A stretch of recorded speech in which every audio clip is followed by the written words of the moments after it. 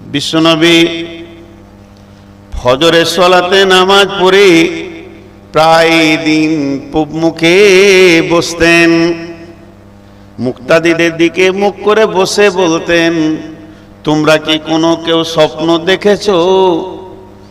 তাহলে আমাকে বলো, আমি স্বপ্নের মানেগুলো তোমাদেরকে বুঝিয়ে দেব। তোমার স্বপ্ন তোমাকে কি বলতে চাইছে?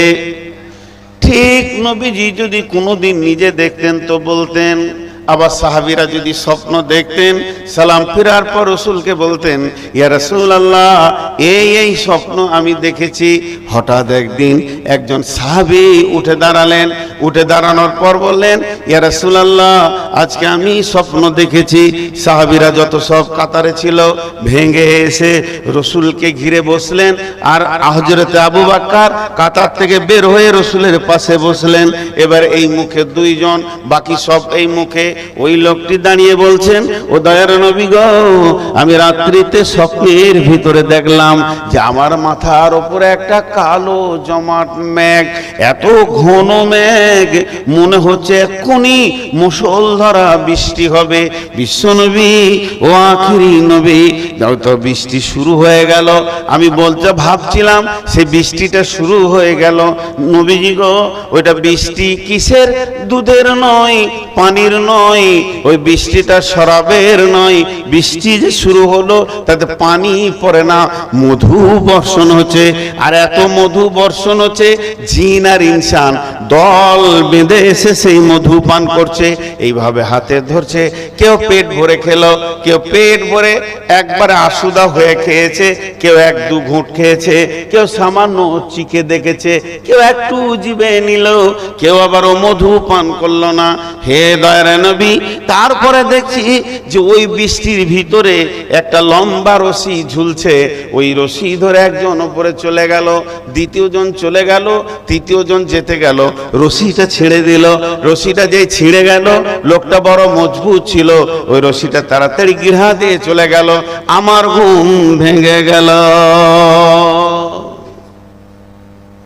এটা স্বপ্ন, এটা স্বপ্ন, বাস্তব নয়। বিশ্বনবী এবার ওর ব্যাখ্যা করবে, তোমার স্বপ্নে কি হয়েছে। তো হযরত আবু বকর রসুলের পাশে বসে আছে, তা একবার যে স্বপ্ন দেখেছে ওর মুখের দিকে তাকাচ্ছে, আর একবার রসুলকে দেখছে, খালি এরকম করছে। আল্লাহ নবী বলছেন, আবু বকর তোমার কি হলো? বলে, ইয়া রাসূলুল্লাহ আপনি যদি পারমিশন দেন এর স্বপ্নের মানেটা আমি করব, আমি বুঝতে পারছি। তা আপনি তো আছেন, ভুল হলে বলবেন, পারমিশন দেন। আল্লাহ নবী বলেন, আবু বকর চলো তুমি বলো। আবু বকর তুমি বলো। এবার আবু বকর বলতে লাগলেন, ভাই রে, তুমি প্রথমে দেখেছো কালো মেঘ, ওটা মেঘ নয়, ওটা কোনো মেঘ নয়, বাদল নয়, ওটা হচ্ছে ইসলামের সুশীতল ছায়া। বিশ্বনবী ইসলাম নামে যে ইজিমটা এনেছেন, মতবাদ এনেছেন, রুলস এনেছেন, প্রসিডিওর এনেছেন, এর ভিতরে এত ছায়া আছে যে মানুষ আসুদা হয়ে যাবে। সেই বৃষ্টি, সেই মেঘের ভিতরে তুমি যে বৃষ্টি দেখেছো, ওটা বৃষ্টি নয়, ওটা মধু পড়ছে, মানে কোরআন নাজিল হচ্ছে। ইসলামে কোরআন নাজিল শুরু হয়ে গেল। ভাইয়া তুমি দেখেছো কেউ পেট ভরে খেলো, কেউ এক ঘুঁট দু ঘুঁট খেলো। যে পেট ভরে খেলো কোরআনের হাফেজ হবে, 30 পারা কোরআন মুখস্থ করবে। এক দু ঘুঁট 5 ফুট খেয়েছে, সে সূরা ইয়াসিন রহমান মুখস্থ করবে। হালকা চিকে দেখেছে, কুল হুইন্না তাইনা মুখস্থ করবে। পৃথিবীর বুকে যে লোকটা ওই মধুটা খায়নি স্বপ্নে, তাকে আল্লাহ পৃথিবীতে কোরআনের জ্ঞান দেবে না, সে কোরআন শিখতে পারবে না। এরপরে তুমি দেখেছো ওই কোরআনের ভিতরে একটা রশি ঝুলছে, বলে না ওটা রশি নয়, আপনাদের আমাদের ডালকোলার ভিতর দিয়ে রায়গঞ্জ পর্যন্ত একটা হাই রোড চলে গেছে, কলকাতা পর্যন্ত। আমার বাড়ির পাশে কলকাতা থেকে দিল্লি একটা হাই রোড হচ্ছে। ভারতবর্ষে কয়েকটা হাই রোড আছে। যদি কারো জ্ঞানচোখ থাকে, কোরআনের ভিতরে একটা বিশ্ব রোড আছে, এত বড় হাই রোড কোথাও নাই। সেটা হলো সাবিল সিরাতি মুস্তাকিম। ওই রাস্তাটা, এটা গেছে শিলিগুড়ি, এটা গেছে কলকাতা, এটা গেছে পাটনা, এটা গেছে দিল্লি, এটা গেছে বোম্বাই। আর ওই হাই রোডটা সোজা জান্নাতে চলে গেছে। ওই রোডে যে উঠে যেতে পারবে, ওই রোডে যে উঠে যেতে পারবে, সে জান্নাতে চলে যাবে। প্রথমে একটা লোক ওই ধরে চলে গেল, মানে বিশ্বনবী চলে গেলেন। তারপরে আমি আবু বকর চলে গেলাম। এরপরে হযরত উমর ওই রাস্তায় যে ছিলেন, ওকে কতল করা হবে, শহীদ করা হবে। এই জন্য দড়িটা ছিঁড়া দেখেছো, ও বড় মজবুত লোক, গিড়া দিয়ে চলে গেল। তিনজনকে ওই রাস্তায় যেতে দেখেছো। এরপর তোমার ঘুম ভেঙে গেল। তুমি যদি আরো ঘুমাতে, আরো অনেক জনকে ওই রাস্তায় দেখতে পেতে। এর নাম ইসলাম। ইসলাম কাকে বলে? এই যে তিনজন দাঁড়িয়ে আছে, ওখানে পাঁচজন দাঁড়িয়ে আছে, এর নাম ইসলাম। খালি দেখেন ইসলাম। বস তোরা, যেখানে মাস্তানি করে এলে এখানে বস, এদিকে বসো। বেশি পাই তারা কলো কলো ভাও,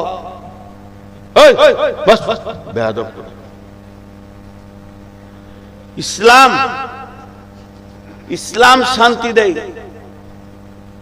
আজকে আমার বয়স চলছে 53+। এখান থেকে 20 বছর যদি মাইনাস করেন কত হবে? 33+। তখন থেকে বক্তা। আর ছেলে মানুষ বয়সে মানুষের একটু মাথা গরম হয়, এখন সেটা নাই। আবার এখন অনেক ঠান্ডা, তারপরও রাগ আছে মাঝে মাঝে। তো বলবো না কোথায় আমি জালসা করছি, গ্রামের নাম আর বক্তার নাম বলবো না। তবে বীরভূম জেলায় একটা জালসা করছি। আমার আগে যে বক্তা আছে, এমন লেকচার এমনি করে মারছে, মানে গোটা দুনিয়াকে ইসলাম এনে দেবে আর কি। আর মাশাআল্লাহ 3 দিন আগে দাড়ি কেটেছে। তা আমি বললাম, ভাই ভারতবর্ষে ইসলাম আসুক, আর আমার রাজ্যে ইসলাম আসুক, আমার জেলাতে আসুক, অত চিন্তা করতে হবে না। 3.5 হাত বডিতে ইসলাম আসুক। ইন্নাল্লাহা লা ইউগাইয়িরু বিকাউমিন হাত্তা ইউগাইয়িরু মা বিআনফুসিহিম। ঠিক বললাম? যতক্ষণ পর্যন্ত নিজেকে চেঞ্জ না করব, অতক্ষণ গোটা কম চেঞ্জ হওয়া মুশকিল আছে। আমার গোটা বডিটা তো আমার আয়ত্তে, আমার দাড়িতে ইসলাম নাই। একটা মজার ঘটনা আপনাদেরকে শোনাই। 24 পরগনা ওখানে খালি আছে। খালি বুঝেন তো? এক এক এলাকায় এক একটা নাম। ধামাখালি, তুষখালি, সোনাখালি, বগখালি, গোড়া এলাকা আছে। আর ওখানে জালসা, বিরাট জালসা। 8টা-10টা বক্তা, শ্রোতা থাকবে 3টে। কেউ খেতে গেল, আবার কেউ এলো। আপনি বায়ন করতে করতে দেখবেন ওরা খেতে যাবে, আসবে, এই আনন্দ। কিন্তু ব্রেলি এলাকা, পাক্কা ব্রেলি এলাকা। আমি 2বার জালসায় গিয়ে আর যাইনি। তো এখন ওরা ফোন করে, বলে আমি ভাই আইলাদিস মানুষ, আমি আর পারবো না তোমাদের সাথে। ওরা মঞ্চে কোয়ালি পর্যন্ত করে।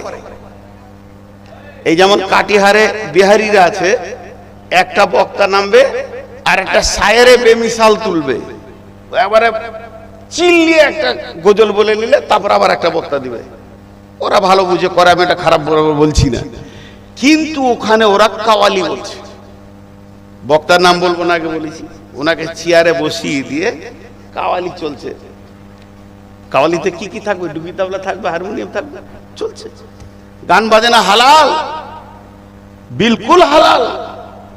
আমার এলাকায় এক পীর সাহেবকে আমি ধরেছিলাম যে তোমার মেলাতে গান বাজনা যেতে, বলছে বিলকুল হালাল, তিরমিজি শরীফের হাদিস। আর কিছু বললে না, পালিয়ে গেল।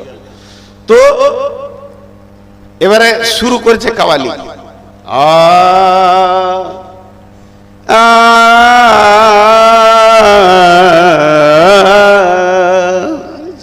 চলছে। जिसके दिल में जिसके दिल में मोहब्बत रसूल नहीं, वो मोमिन नहीं, मोमिन नहीं, मोमिन नहीं। কথাটা খুব সত্য, কথাটা খুব ভালো। ঢোল তাবলা দিয়ে বলেছে, সে কি করেছে আল্লাহ জানে। কিন্তু ওর দাবিটা কি, যার দিলে রসুলের মহব্বত নাই ও মুমিন নাই। কিন্তু সকালে উঠে আজকে জালসাই দাওয়াত পেয়েছে, এর জন্য গোসল করে সাবান দিয়ে পরিষ্কার পরিচ্ছন্ন হয়ে এসেছে। আমার জামাতে দু জায়গা ময়লা পাবেন, কিন্তু ওর জামাতে পাবে না যে কলিওয়ালা। সেই সাথে দাড়ি পরিষ্কার চেয়েছে এসেছে, তেল এখানটা চকচক চকচক করছে, গালটা খালি ইলেকট্রিক আলোতে। এবার যে বক্তা আছে ওর আর কল যেতে সহ্য হচ্ছে না, ও আর সহ্য করতে পারছে না। ওর কোয়ালি হলো সভাপতি বলছে আপনাদের অমুক বক্তা এবার বায়ান করবে। তা বক্তারা যখন উঠবে তখন প্রথমে বলবে আলহামদুলিল্লাহ নাহমাদুহু ওয়া নাস্তাইনু, ওটা বাদ দিয়ে বক্তা শুরু করেছে শ্রোতা বলছে ইও কোয়ালি বলবে নাকি রে, ইও কি কোয়ালি ধরবে? বক্তা এবার শুরু করেছে, আমার বর্ধমানের বক্তা, জিসকে দিল মে जिसके दिल में मोहब्बत रसूल होगा उसके चेहरे पे पता चलेगा, चेहरे पे पता चलेगा। वो पाली के जो रोल ছেড়ে দিয়ে সালা তুমি মুখে বলো রসুলের মহব্বত, আজকে আমাদের দিনের উপরে মহব্বত আছে। এই জন্য আমার এই বক্তব্য টোটাল বিষয়টা আমি নিজে একটা নাম দিয়েছি, ইস ঘর মে আগ লাগি হ্যায় ঘর হি কি চিরাগ সে। इस घर में आग लगी है घर ही के चिराग से। আমি ওই জন্য আজকে পুরো তাজকিয়া নফসের উপরে কথা বলবো। আগে নিজের আত্মা শুদ্ধি করেন, তারপরে লোকের ভুল ধরবেন। জি, একটা বিচার চাইবো আপনাদের কাছে, অনেক ক্যাসেটে শুনে থাকবেন এই বিচারটা। বন্ধুরা আমার, আল্লাহ তাবারাক ওয়া তাআলা বলছেন জাহারাল ফাসাদু ফিল বাররি ওয়াল বাহরি, জাহারাল ফাসাদু ফিল বাররি ওয়াল বাহরি, স্থলে কিংবা জলে। শুধু স্থলভাগটা জ্বলে গেছে তা নয়, সমুদ্র জ্বলছে।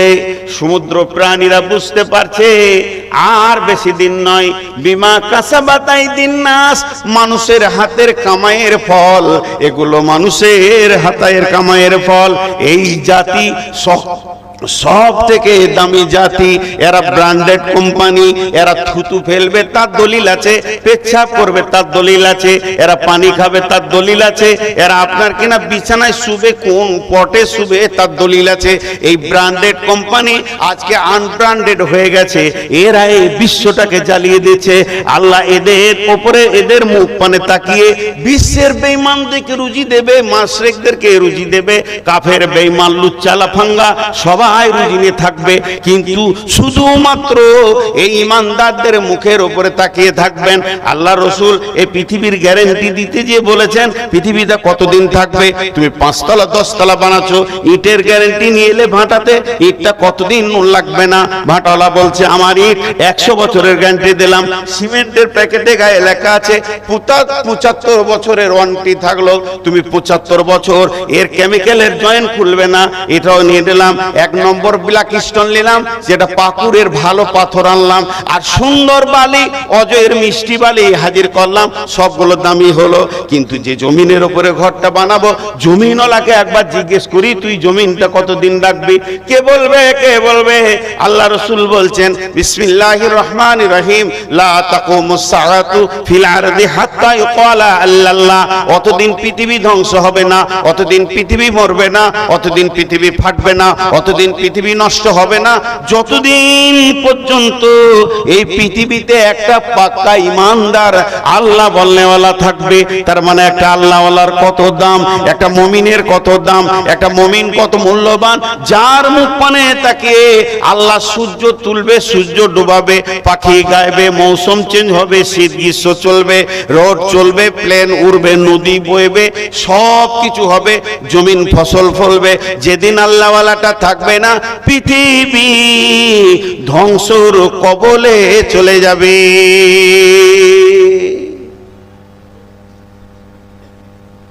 বলছে শান্তি নাই। শান্তি, সবাই বলেন শান্তি। শান্তি থাকবে কি করে? কোথায় গেল শান্তি?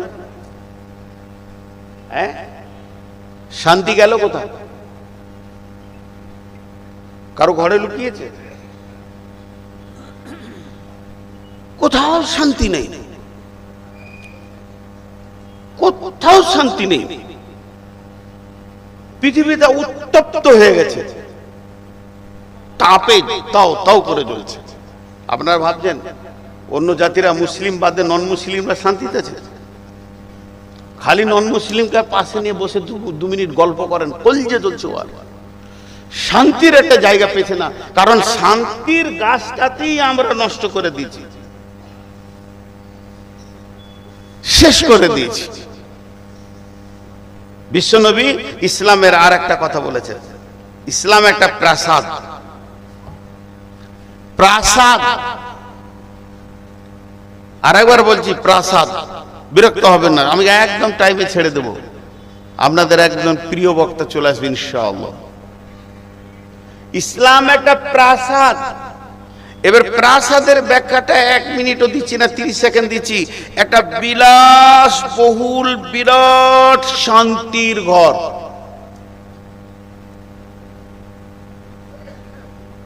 আরেকবার বলছি, বিরাট একটা রাজবাড়ি, যেটা সহজে বুঝবেন, এবং সেটা বিলাসবহুল একটা বাড়ির ভিতরে মানুষের যা প্রয়োজন সব ফিটিং। আর ওই প্রাসাদটা বানাতে গিয়ে কম করে 1.5 লক্ষ ইট লেগেছে। প্রাসাদের প্রথম ইট নাম আদম আলাইহিস সালাম, প্রাসাদের শেষ ইট নবী মুহাম্মদ রাসূলুল্লাহ সাল্লাল্লাহু আলাইহি ওয়াসাল্লাম। তাহলে একটা ঘর, আর এই ঘরের ভিতরে যে ঢুকে যাবে শান্তি, শান্তি আর শান্তি, no tension, no tension, no hesitation, কিছু অভাব নাই, কোনো জিনিসের অভাব নাই, সেই প্রাসাদ। কিন্তু প্রাসাদের দরজায় আগুন, প্রাসাদের জানালায় আগুন, প্রাসাদের আলমারিতে আগুন, প্রাসাদের আলনাতে আগুন, যে খাটটায় আপনি আমি শুয়ে আছি খাটের নিচেও আগুন। গোটা প্রাসাদ এখন যেন দাও দাও করে জ্বলছে। ইস ঘর মে আগ লাগি হ্যায় ঘর হি কি চিরাগ সে। এখন আপনি খুঁজছেন কে লাগালো আগুন, কে লাগালো আগুন। অঙ্ক করে দেখা যাচ্ছে আপনি একটা প্রদীপকে জ্বেলেছিলেন রাতে, ওই প্রদীপটাকে এমন জায়গায় রেখেছেন অসাবধানতার কারণে আপনার হাতে কিংবা পায়ে টাচ লেগে তেল সহ পড়ে গেছে, আর ওই আগুনটা গোটা ঘরে ছড়িয়ে গেছে। আপনি লাঠি নিয়ে কাকে মারবেন? আপনি নিজে দোষী। ইস ঘর মে আগ লাগি হ্যায় ঘর হি কি চিরাগ সে। ওখানে কেউ এসে লাগিয়ে দেয়নি, কেউ এসে জ্বালিয়ে দেয়নি, ওটাকে কেউ পুড়িয়ে দেয়নি। বন্ধুরে, এই পেশাটা জ্বলছে তার নিজের আগুনে।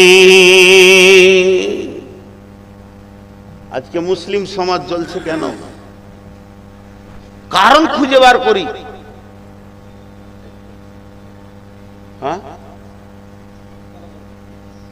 গোটা বিশ্ব থেকে 10টা লোক নিয়ে আসবো। হাজি, গোটা বিশ্বতে 10টা ট্যালেন্টেড মুসলিম আমরা বাছাই করব, মানে ফেরে পড়েছি, এখন বাছাই করতে হবে। তো ট্যালেন্টেড মুসলিম গুলো যখন 10টা জমা করলাম, তারা জমা হলো, তার মধ্যে একটা ইঞ্জিনিয়ার আছে, একটা মাস্টার আছে, একটা ডাক্তার আছে, সব বড় বড় মুসলিমদের শেষ তাদের ব্রেন। তার মধ্যে একটা ধরেলেন, বোঝানোর জন্য বলছি, মদিনা ভার্সিটির প্রিন্সিপাল আছে, যিনি গোটা মদিনার ভার্সিটিটা চালাচ্ছেন, বিশ্ববিদ্যালয়টি চালাচ্ছেন, উনিও আছেন, উনি 10 নম্বরে। এবার এখানে আলোচনা কি চলছে? আলোচনা চলছে, আলোচনার বিষয় একটা, বিবৃতি একটা, আলোচনার উদ্দেশ্য একটা, মুসলমানদের এই অবস্থা কেন? একজন উঠে বলছে এটা বিজেপি চাল, ওর বলা হয়ে গেল। আরেকজন 5 মিনিট বলে সারাংশ দেখাচ্ছে এটা ব্রিটিশের চাল, তারা দেশ ছেড়ে চলে গেছে, এ দেশের হিন্দু মুসলিমকে শান্তিতে দেবে না, ওখান থেকে ওরা লড়াইটা লাগিয়ে রাখছে। এই চাল, ওই চাল, ওই চাল, ওই চাল, ওই চাল, 10 জনের বলা হয়ে গেল। সভাপতি ছিলেন মদিনা ভার্সিটির প্রিন্সিপাল কিংবা মক্কা মদিনার কোনো মসজিদের ইমাম। উনি উঠে, ওনাকে এবার পালা পড়লো যে আপনি শেষ ফিনিশিংটা দেন, আর রিপেয়ার কি আছে সেটাও বলে দিতে হবে, যে আমাদের মাঠটা বন্ধ হয়ে যাবে, আমরা সুখের জিন্দেগিটাও পাবো। উনি উঠলেন, উঠে বলছেন পৃথিবীর যত চাল আছে তোমরা বলছো ওগুলো চাল নয়, আসল কারণটা শুনে নাও।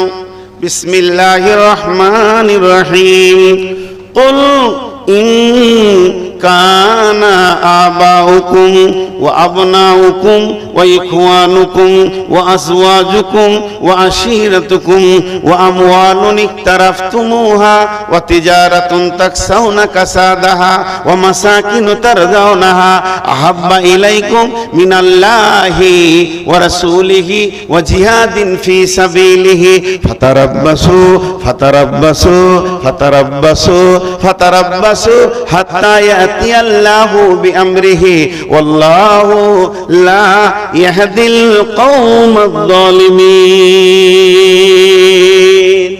ফিনিশিং টেনে দিলেন।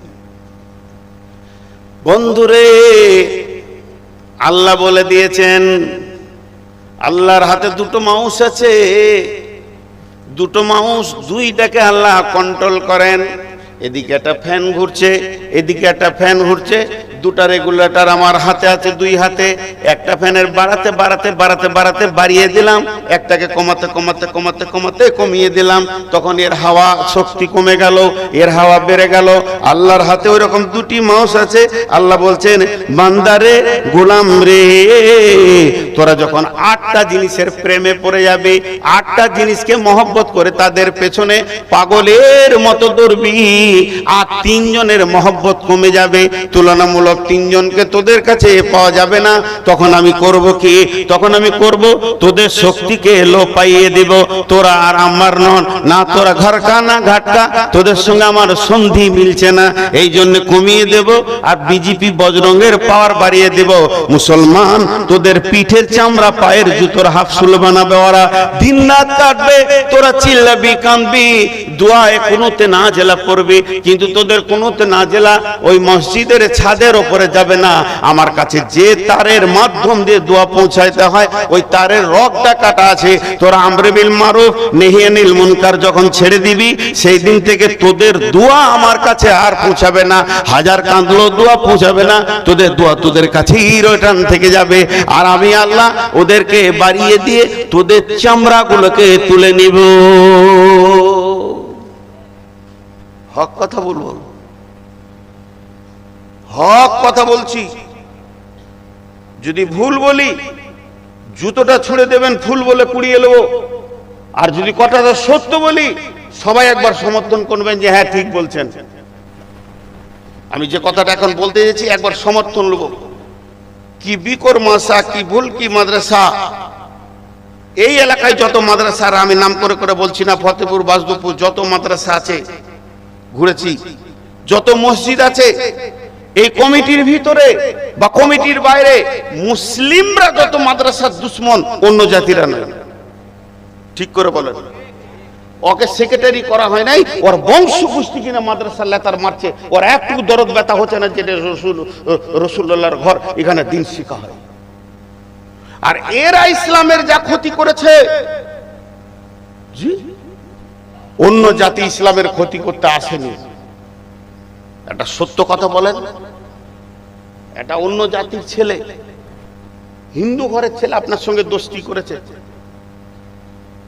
হতেই পারে চলাফেরা স্কুল জগতের পরিচয় হয়ে গেছে, কখনো কখনো আপনার সঙ্গে জলসায় আসে, মাঝে মাঝে ঈদের দিনে চলে আসে, জুমার দিনে 2 দিন মসজিদ ঢুকে গেছে, কে চিনবে ওকে আপনার সঙ্গে? আপনার মনটা কত বড় হবে? ওরে সুবহানাল্লাহ, ও একবারে 80% হয়ে গেছে, আর 20% হলেই মুসলিম হয়ে যাবে। এইটা যদি আপনার হয়, বর্তমানে মুসলমানরা হিন্দুয়ানি চালে চলছে, তাদের ওদের মনটা কেমন হবে বলেন? এদের বিয়ে শাদীতে না আছে ইসলাম, না আছে আল্লাহ, না আছে রসুল, 3 জনাই নেই। বলেন একটা বিয়েতে আল্লাহ আছে, রসুল আছে, ইসলাম আছে? নেই। তাহলে আমরা অন্য জাতিকে কি দিলাম?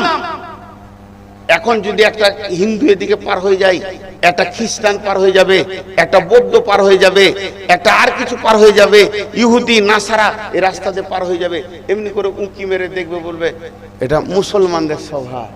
কেন? সব চুপ বসে থাকবে, হইচই করবে না, একজন কথা বলবে সবাই শুনবে, এটা মুসলমানদের স্বভাব। এই সুন্নতটা শিখিয়েছেন আমার নবী। তাহলে ওরা ইসলামকে চিনে নিল, এরা ভালো। আর দুটি তাবলা হবে, হইচই হবে, এটা অন্য কোনো গান টান হচ্ছে। তাহলে ইসলামকে ইসলাম কেমন এটা আমরা কি দিছি অন্য জাতিকে? বলেন, অন্য জাতিকে কি দিলাম? তারা কি পেল? হ্যাঁ, একটা ইংল্যান্ডের ব্যারিস্টার, আন্তর্জাতিক ব্যারিস্টার, ব্রেনিয়ান মানুষ, সে ইসলাম কবুল করেছে। ইসলাম কবুল করে কলকাতায় এসেছে, জামাতের কথা বলছি। তো বিকাল বেলায় গাছতে বের হয়েছে, রমজান মাস, আর মুসলিম পল্লীতে 10টা-12টা ছেলে তাস খেলছে আর চপ খেছে আর চা খেছে। ও দেখে এসে মসজিদে চিন্তায় পড়ে গেছে, কি ব্যাপার, রমজান মাস মুসলিমরা খায়, ও তো নতুন মুসলমান হয়েছে 2 মাস 4 মাস। এত চিন্তা করছে গভীর যে ওর কাছে আর কেউ যেছে না জিজ্ঞেস করতে যে স্যার আপনি কি চিন্তা করছেন। ইমাম সাহেব গিয়েছে, জিজ্ঞেস করছে স্যার আপনি কি চিন্তা করছেন? বলছে ইমাম সাহেব একটা কথা জিজ্ঞেস করছি, যারা নতুন মুসলমান হবে ওরাই কি রোজাতে খেতে পাবে না, এরকম কোনো সিস্টেম? না, সবারই জন্য। তো উনি তখন বলেছিলেন একটা কথা, আমি বাই চয়েস মুসলমান আর এরা বাই চান্স মুসলমান। বাই চান্স হয়ে গেছে, গতানুগতিক। ওর বাপ ছিল, নানা ছিল, দাদু ছিল, হাজি সাহেবের বেটা গাজী সাহেব, গাজী সাহেবের বেটা হাজি সাহেব, কুজি সাহেব, ও হয়ে গেছে মুসলমান। কিন্তু আসলে ইসলাম কি? আমাকে দেখবে, আমি 2 ঘন্টা আপনাদেরকে ইসলাম বুঝাচ্ছি। কেন? আমার মধ্যে ইসলাম নাই, তার জন্য ইসলাম বুঝাতে হচ্ছে। যদি ইসলাম আমার মধ্যে থাকতো তো সাহাবীদের মতো বলতাম কোন মিশলো না, আমার মতো হয়ে যাও, তোমরা আমার মতো হয়ে যাও। আমি যেমন চলবো অমিন চলো, আমি যেমন শুবো ওই রকম শো, আমি যেমন খাবো ওই রকম খাও। আমি সুজ্জা নবী মুহাম্মদ সাল্লাল্লাহু আলাইহি সাল্লামকে নকল করে চলি, তোমরা আমাকে অনুকরণ করে চলবে, ইসলাম তোমার মধ্যে অটোমেটিক ঢুকে যাবে। এ ক্ষমতা আজকের মুসলমানের নেই। জি ভাইরা আমার, এখানে যতগুলি মুসলমান বসে আছেন আশা করি সবগুলি মুসলমান। আমি খালি একটা বিষয় ধরছি, হাজার বিষয় এরকম দেখা যাবে। যতগুলি মানুষ বসে আছেন একজন উঠে বলেন আপনাকে দাড়িটা কাটতে কে বলেছে, চাঁচতে কে বলেছে? বজরং বলেছে না বিজেপি বলেছে না শিবসেনা বলেছে না আরএসএস বলেছে? আপনার গালের দাড়িটা আপনি চেঁচে নামাচ্ছেন, এর জন্য দোষ আপনি কাকে দেবেন? আল্লাহ তাবারাক ওয়া তাআলা বলছেন আহাব্বা ইলাইকুম মিনাল্লাহি, তোদের দিলের মধ্যে আল্লাহর মহব্বত কমে যাবে, ওয়া রাসূলিহি, এবং আল্লাহ রাসূলের মহব্বত কমে যাবে, ওয়া জিহাদিন ফি সাবিলিহি, আল্লাহর দ্বীনকে বানানোর যেটা প্রচেষ্টা সেইটা তোদের ভিতর থেকে চলে যাবে। যখন 3টে জিনিসের লোভ পেয়ে যাবে আর 8টা জিনিস কিনে পাগল বলে, ইনকান আবাউকুম, বাপের মহব্বতে পাগল, ও আবনাউকুম ওয়া ইখওয়ানুকুম, ছেলের মহব্বতে পাগল, ভাইয়ের মহব্বতে পাগল, ওয়াজওয়াজুকুম ওয়াসিরাতুকুম, বিবিকে নিয়ে পাগল, বন্ধু বান্ধব নিয়ে পাগল। টাকা খরচা হবে বাপের পেছনে, ভাইয়ের পেছনে, বন্ধুর পেছনে, বিবির পেছনে, বেটার পেছনে, আর খরচা হবে অট্টালিকার পেছনে, গাড়ি বাড়ি চাকরি বাকরি ব্যবসা বাণিজ্য নিয়ে পাগল, আর যে অট্টালিকাটা বানিয়েছো সেইটা নিয়ে পাগল। এই 8টা জিনিস নিয়ে যখন তুমি পাগল হয়ে যাবে, তোমার কাছে 3টে জিনিস ভিখিরির দরজায় পৌঁছে যাবে। একটা হলো বিকরমাসা, এইরকম যত মাদ্রাসা আছে এগুলো ভিখিরির দরজায় পৌঁছে যাবে। আহাব্বা ইলাইকুম মিনাল্লাহি, আল্লাহর প্রতি মহব্বত তোমাদের কমে যাবে, ওয়া রাসূলিহি, রাসূলের উপরে মহব্বত কমে যাবে, ওয়া জিহাদিন ফি সাবিলিহি, এবং দ্বীনকে আগে বাড়ানোর মহব্বত কমে যাবে। আল্লাহ এখানে একটা কথা বলছেন, ফাতারাব্বাসু ফাতারাব্বাসু ফাতারাব্বাসু ফাতারাব্বাসু হাত্তা ইয়াতি আল্লাহু বিআমরিহি, অপেক্ষা করো ততক্ষণ পর্যন্ত যতক্ষণ পর্যন্ত আল্লাহর হুকুম না এসেছে। আল্লাহু লা ইয়াহদিল কওমাল ফাসিকিন, আল্লাহ ফাসিক কওমদেরকে কোনদিন রাস্তা দেখান না।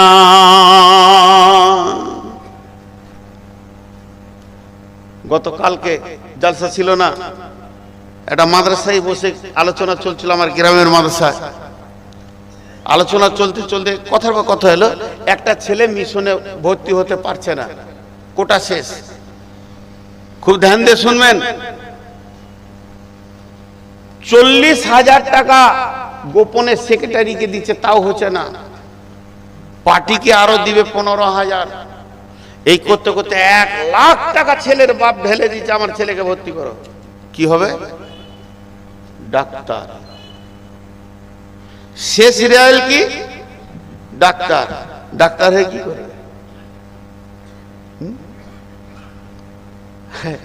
ঢাকাতে একটা হসপিটাল ওপেন করেছে, বিরাট হসপিটাল, পাবলিক হসপিটাল। আমার মহব্বতের মানুষ, অপারেশন রুমে যত যন্ত্রপাতি সব এনেছে, এখনো ওপেন হয়নি।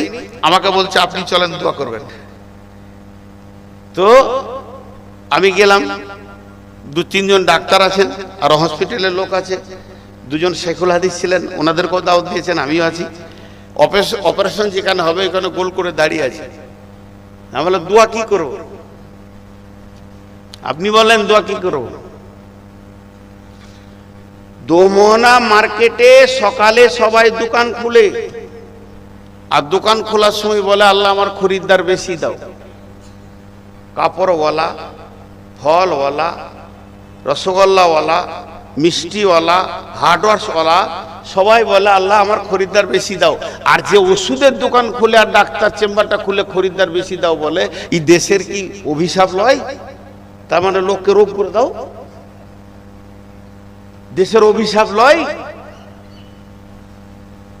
জি, এরা তো এদের পদ্ধতি তো যত ঝামেলা, এরা খরিদ্দার চাইছে বেশি। তো আমি ডাক্তার, 2 জন ডাক্তার ছিল, ওদেরকে বললাম বলেন এর উত্তরটা আপনার কাছে কি আছে, এর সৎ উত্তর আপনার কাছে কি আছে? আমি একটা ছেলে বর্ধমানে মেডিকেলে চান্স পেয়েছে, 6 বছরের কোর্স তখন ছিল, এখন মনে হয় 8 বছরে করেছেন, 5 বছরে করেছে, আল্লাহ জানে। ওরা 1 বছর বাকি আছে। ওকে বললাম তুমি অন্য কোনো পেশা খুলে পেলে না?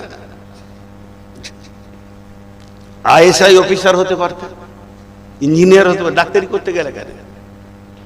একজন ডাক্তার 2 লাইন লিখেছে চেম্বারের সামনে, আজও মুখস্থ করেছি, হে প্রভু এটা কত বড় বিড়ম্বনা, প্রতিদিন কত অসহায় মানুষের ভিতরে আমার রুজি। এটা 4 বার পড়বেন বুঝতে পারবেন।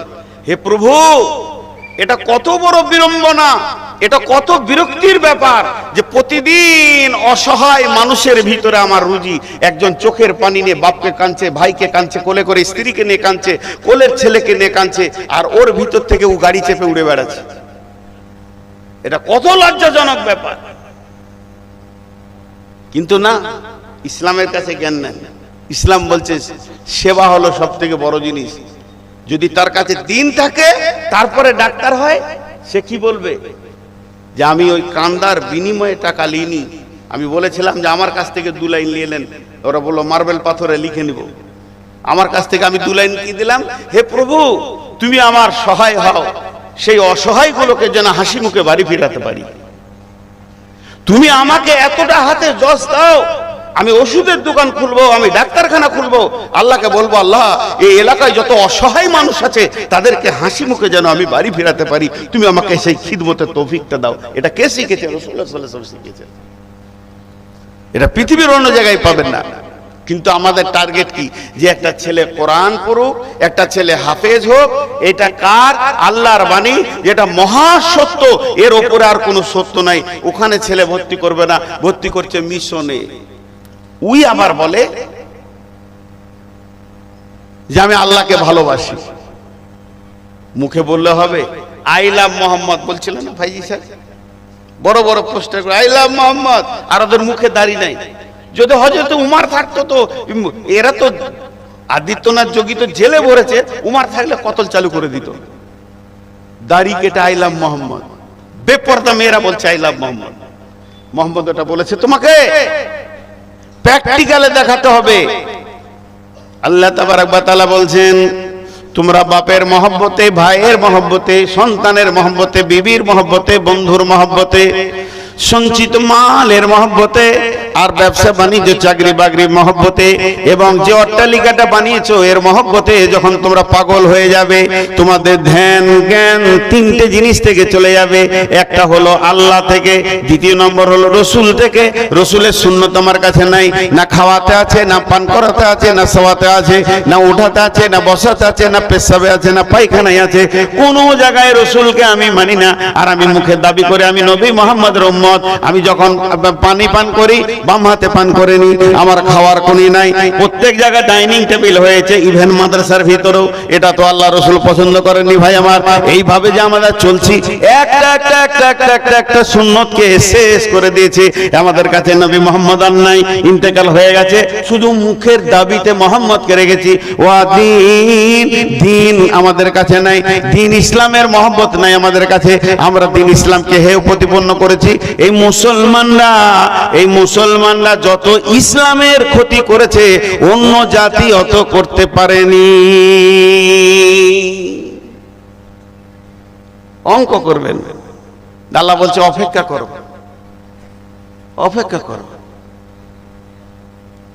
আমি গাড়িতে উঠেছি, বাড়ি যাব এই রোডে, আর আপনি যে আমার গালে একটা বেশ 20 কেজি ওজনের থাপ্পড় বসিয়ে দিলেন, বিনা কারণে একটা চর মারলেন। বাড়িতে বর্তমান, আমি কি করব? খালি একটা কথা বলে গেলাম গাড়িটা ছাড়ার সময়, ঠিক আছে। এটার মানে কি করবেন আপনারা? ঠিক আছে তর্জমাটা কি করবেন? এতগুলো লোক বসেছেন, বলেন তো। যে মেরেছে ওকে বললাম ঠিক আছে, এর তর্জমা কি? তুমি মেরেছো, ঠিক করেছো, কথা বলে না। এর তর্জমা হচ্ছে মৌকা যদি আমারও মিলে, এর শুধু আসলটা দেবো না, সুতো লাগিয়ে দেবো খানিক। সেদিন তুমি বুঝবে যে আজকের যাতনা কত। এবার বলেন, আল্লাহ আসমান থেকে দেখছে, আল্লাহ আসমান থেকে আমার উপরে দৃষ্টিটা রেখেছে। নূর মোহাম্মদ ঘুর ঘুর ঘুর ঘুর ঘুর ঘুর ঘুর ঘুর, বাপের পেছনে, ভাইয়ের পেছনে, আটটার পেছনে ঘুরতে ঘুরতে, ঘর বাড়ি অট্টালিকা এই করতে করতে সকাল হলো, সকাল থেকে সন্ধ্যা হলো, সন্ধ্যা থেকে সকাল হলো, সকাল থেকে সন্ধ্যা হলো। দিন গেল, দিন যেতে যেতে সপ্তাহ গেল, মাস গেল, বছর গেল, যুগ গেল, জনম কাল চলে গেছে। একবারও আল্লাহর দিকে আমার ধ্যান নাই। আল্লাহ কি বলেছেন কি করতে হবে, আল্লাহকে মাবুদ বলে মানতে হবে, আল্লাহর হুকুমের বাইরে চলে যাবে না। দিন ইসলাম কি বলেছে তার উপরে আমাকে চলতে হবে, আমার চেহারাটা বানাতে হবে, আমার চেহারা দেখে যেন মুসলিম বোঝা যায়, আমাকে যেন নন মুসলিম না মনে করে। এই রকম করে আমাকে আবার নবী মোহাম্মদ সাল্লাল্লাহু আলাইহি সাল্লামের মতো নিজেকে আনতে হবে। এটা আমার ধ্যানে জ্ঞানের মধ্যে নাই। এই করে করে কাল গেল, যুগ গেল, গেল রে বছর, ছোট হতে আয়ু, ছোট হতে বুড়ো হলে আয়ু গেল তোর, সব চলে গেল। আল্লাহ বলছেন ফাতারাব্বাসু, অপেক্ষা করো, অপেক্ষা করো, হাত্তা ইয়াতি আল্লাহু বিআমরিহি, অতদিন পর্যন্ত অপেক্ষা করো যতদিন আল্লাহর হুকুম পৃথিবীতে না এসেছে। যেদিন আল্লাহর হুকুম এসে যাবে, আল্লাহ যেদিন এদেরকে ধ্বংস করবে, সেদিন কি করবে? আল্লাহু লা ইয়াহদিল কওমাল ফাসিকিন, আল্লাহ ফাসিকদেরকে কোনোদিন রাস্তা দেখান না। এদেরকে নিষ্মূলে ধ্বংস করার জন্য আল্লাহর কাছে কোনো ব্যাপার নাই, কোনো কঠিন ব্যাপার নয়। ইন্নাল্লাহ আলা কুল্লি শাইইন কাদির। এগুলো খালি সমস্যা। জি এলো রে কাল ভাদ্রকাল, বকরিতে চাটে বাঘের গাল। সে বাঘটা কেমন? একটা বাঘ শুয়ে আছে, একটা বকরি এসে ওর গাল চেটে চলে গেল। সে বাঘ কেমন? হ্যাঁ, দলদলেতে পড়েছে হাতি, মশাতে মারছে লাথি। মশা বলছে আমি হাতিকে লাত মেরেছি। খুব গল্প করছে বন্ধু বান্ধবকে। আজকে আমাদের অবস্থা ওই শিকারি জঙ্গলে গেছে, বাঘ হরিণ শিকার করতে, তো হরিণ পাইনি, দেখছে একটা বাঘের বাচ্চা, এরকম বিড়ালের বাচ্চার মতো, 1-2 দিনের বাচ্চা, ওইটা কি কোলে করে নিয়ে চলে এসেছে। চ কিছু পাইনি, তোকে নিয়ে যাবো। ওদের দেখছে বাঘ তো খাওয়া যাবে না রে বাবা, নিয়ে এসেও তো ভুল হলো, ওখানেই ছিল, ভালো ছিল। এ তো হরিণ হলে নাইলে চ এই টয় করে খেতাম। থাকবি কোথা তুই? তোকে তো বিছানে রাখা যাবে না, তুমি মুতে হেগে শেষ করে দিবি। ওকে দিয়েছে ভেড়ার সাথে, ওর 100টা ভেড়া আছে, ভেড়ার মাঝে দিয়ে দিয়েছে। বাঘের বাচ্চা ভেড়ার মাঝে মানুষ হচ্ছে, ধীরে ধীরে ধীরে ধীরে ওকে ওর মতো খাওয়াচ্ছে। বিশাল বড় হয়েছে, যেমন বাঘ হয় তাও ভেড়ার ভিতরে আছে। জন্ম থেকে ভেড়াদের গুঁতা খেয়ে খেয়ে ওই বড় হয়েছে। শিকারী একদিন গেছে ভেড়ার দলকে নিয়ে চড়াতে জঙ্গলের ধারে, আর জঙ্গলে একটা জঙ্গলি বাঘ বলছে আজকে একটা ভেড়া খাবো। খুব চয়েস করছে, একটা বড় ভেড়া ধরবো, দিয়ে খাবো, অনেকদিন না খেয়ে আছি। জোরে মেরেছে, হাঙ্কার করে হুঙ্কার দিয়ে লাফ মেরেছে, আর ভেড়ারা সব বাড়ি চলে গেল, কেউ নাই, ময়দান খালি। ও ভুল করে ধরবি ধর, বাঘের বাচ্চাটাকে ধরলে, কামড়াতে গিয়ে দেখছি তো বাঘের বাচ্চা শালা। আমার মতো গায়ে দাগ, পায়ে খুর নাই, নখ আছে, থবা আছে, তো ইয়ারা মাথা কাজ করছে না। ইস, বাঘের বাচ্চা ভেড়ার তলে, কাজই করছে না, মাথা কাজই করছে না। ও ভাবছে যে আমি আবার রাঁচি যাবো নাকি, আমার ব্রেন শর্ট হয়ে যেতে। আমি একটা হুঙ্কার মেরেছি, 150 ভেড়াকে বাড়ি পাঠিয়ে দিয়েছি, আর তুই ওর মধ্যে আছিস।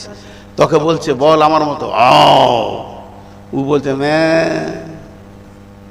আর বেরোচ্ছে না। ওকে কান ধরে নদীর ধারে নিয়ে গেল, বলে তোর আর আমার চেহারা এক, তোর মুখ আছে আমার গোঁপ আছে, তোর গায়ে দাগ আছে আমার গায়ে দাগ আছে, তোর নখ আছে আমার আছে, আমার মতো একবার বল হাও করবো। কপালে হাত দিয়ে বলছে, বন্ধুরে তুই ছিলি বাঘের বাচ্চা, একটা হুঙ্কার মারবি 1.5 লক্ষ বাড়ি ঢুকে যাবে, কিন্তু তুই ভেড়া দলে থেকে থেকে থেকে থেকে থেকে থেকে নিজের সত্তাটাকে হারিয়ে দিয়ে এখন ভেড়া হয়ে গেছিস, তোর হুঙ্কার আর আসছে না। মুসলমান ছিল বাঘের বাচ্চা, মুসলমান ছিল আদিল বাচ্চা, মুসলমান ছিল উমারের বাচ্চা, একবার দাঁড়াবে 1.5 লক্ষকে কাঁপিয়ে দিয়েছে, রোম সম্রাটকে বিজয়ী করেছে। এরা 313 জনে, 313 জনে বিজয়ী ঘোষণা করেছে। ও বদরের মধ্যে এরা যেখানে গেছে সেই জায়গায় জয় জয়কার দেখেছে। এই সম্রাটের সন্তান এরা আজকে ছিল বাঘের বাচ্চা, কিন্তু এরা লুডুতে, এরা তাসে, এরা চায়ের দোকানে, এদের বসার সময় নাই মসজিদে, এদের বসার সময় নাই মাদ্রাসায়, এরা এক পণ বসতে পারবে না, 10 মিনিট মসজিদের তালিমে বসতে পারবে না, 10 মিনিট কোন আলেমের কাছে গিয়ে 2টা হাদিস কোরআন শিখতে পারবে না। তবে চায়ের দোকানে দিয়ে দাও, ঘন্টার পর ঘন্টা বসে থাকবে, খালি তাসের ঝালটা দিয়ে দাও, ওকে উঠতে আর মন যাবে না, খেতে মন যাবে না। এরা বেঈমানদের সাথে থেকে থেকে থেকে থেকে ঈমানগুলোকে হারিয়ে দিয়ে আজকে অর্ধেকের বেশি বেঈমান হয়ে গেছে। আজকে এর জন্য এদের উপরে আযাব এসেছে, ওয়া ইয়াকা ওয়াল মাসিয়া ফা ইন্না বিল মাসিয়াতি হালহুন সাকাতুল্লাহ। আল্লাহর নবী বলছেন, যে গ্রামে, যে এলাকায়, যে বস্তিতে আল্লাহর নাফরমানি প্রকাশ্যভাবে চলবে, জেনা চলছে প্রকাশ্যে, লুডু চলছে প্রকাশ্যে, প্রকাশ্যে চলছে দাবা, প্রকাশ্যে ঘোষণা করে চলছে সুদ, প্রকাশ্যে চলছে লুচ্চামি, পরকীয়াতে ভর্তি হয়ে গেছে।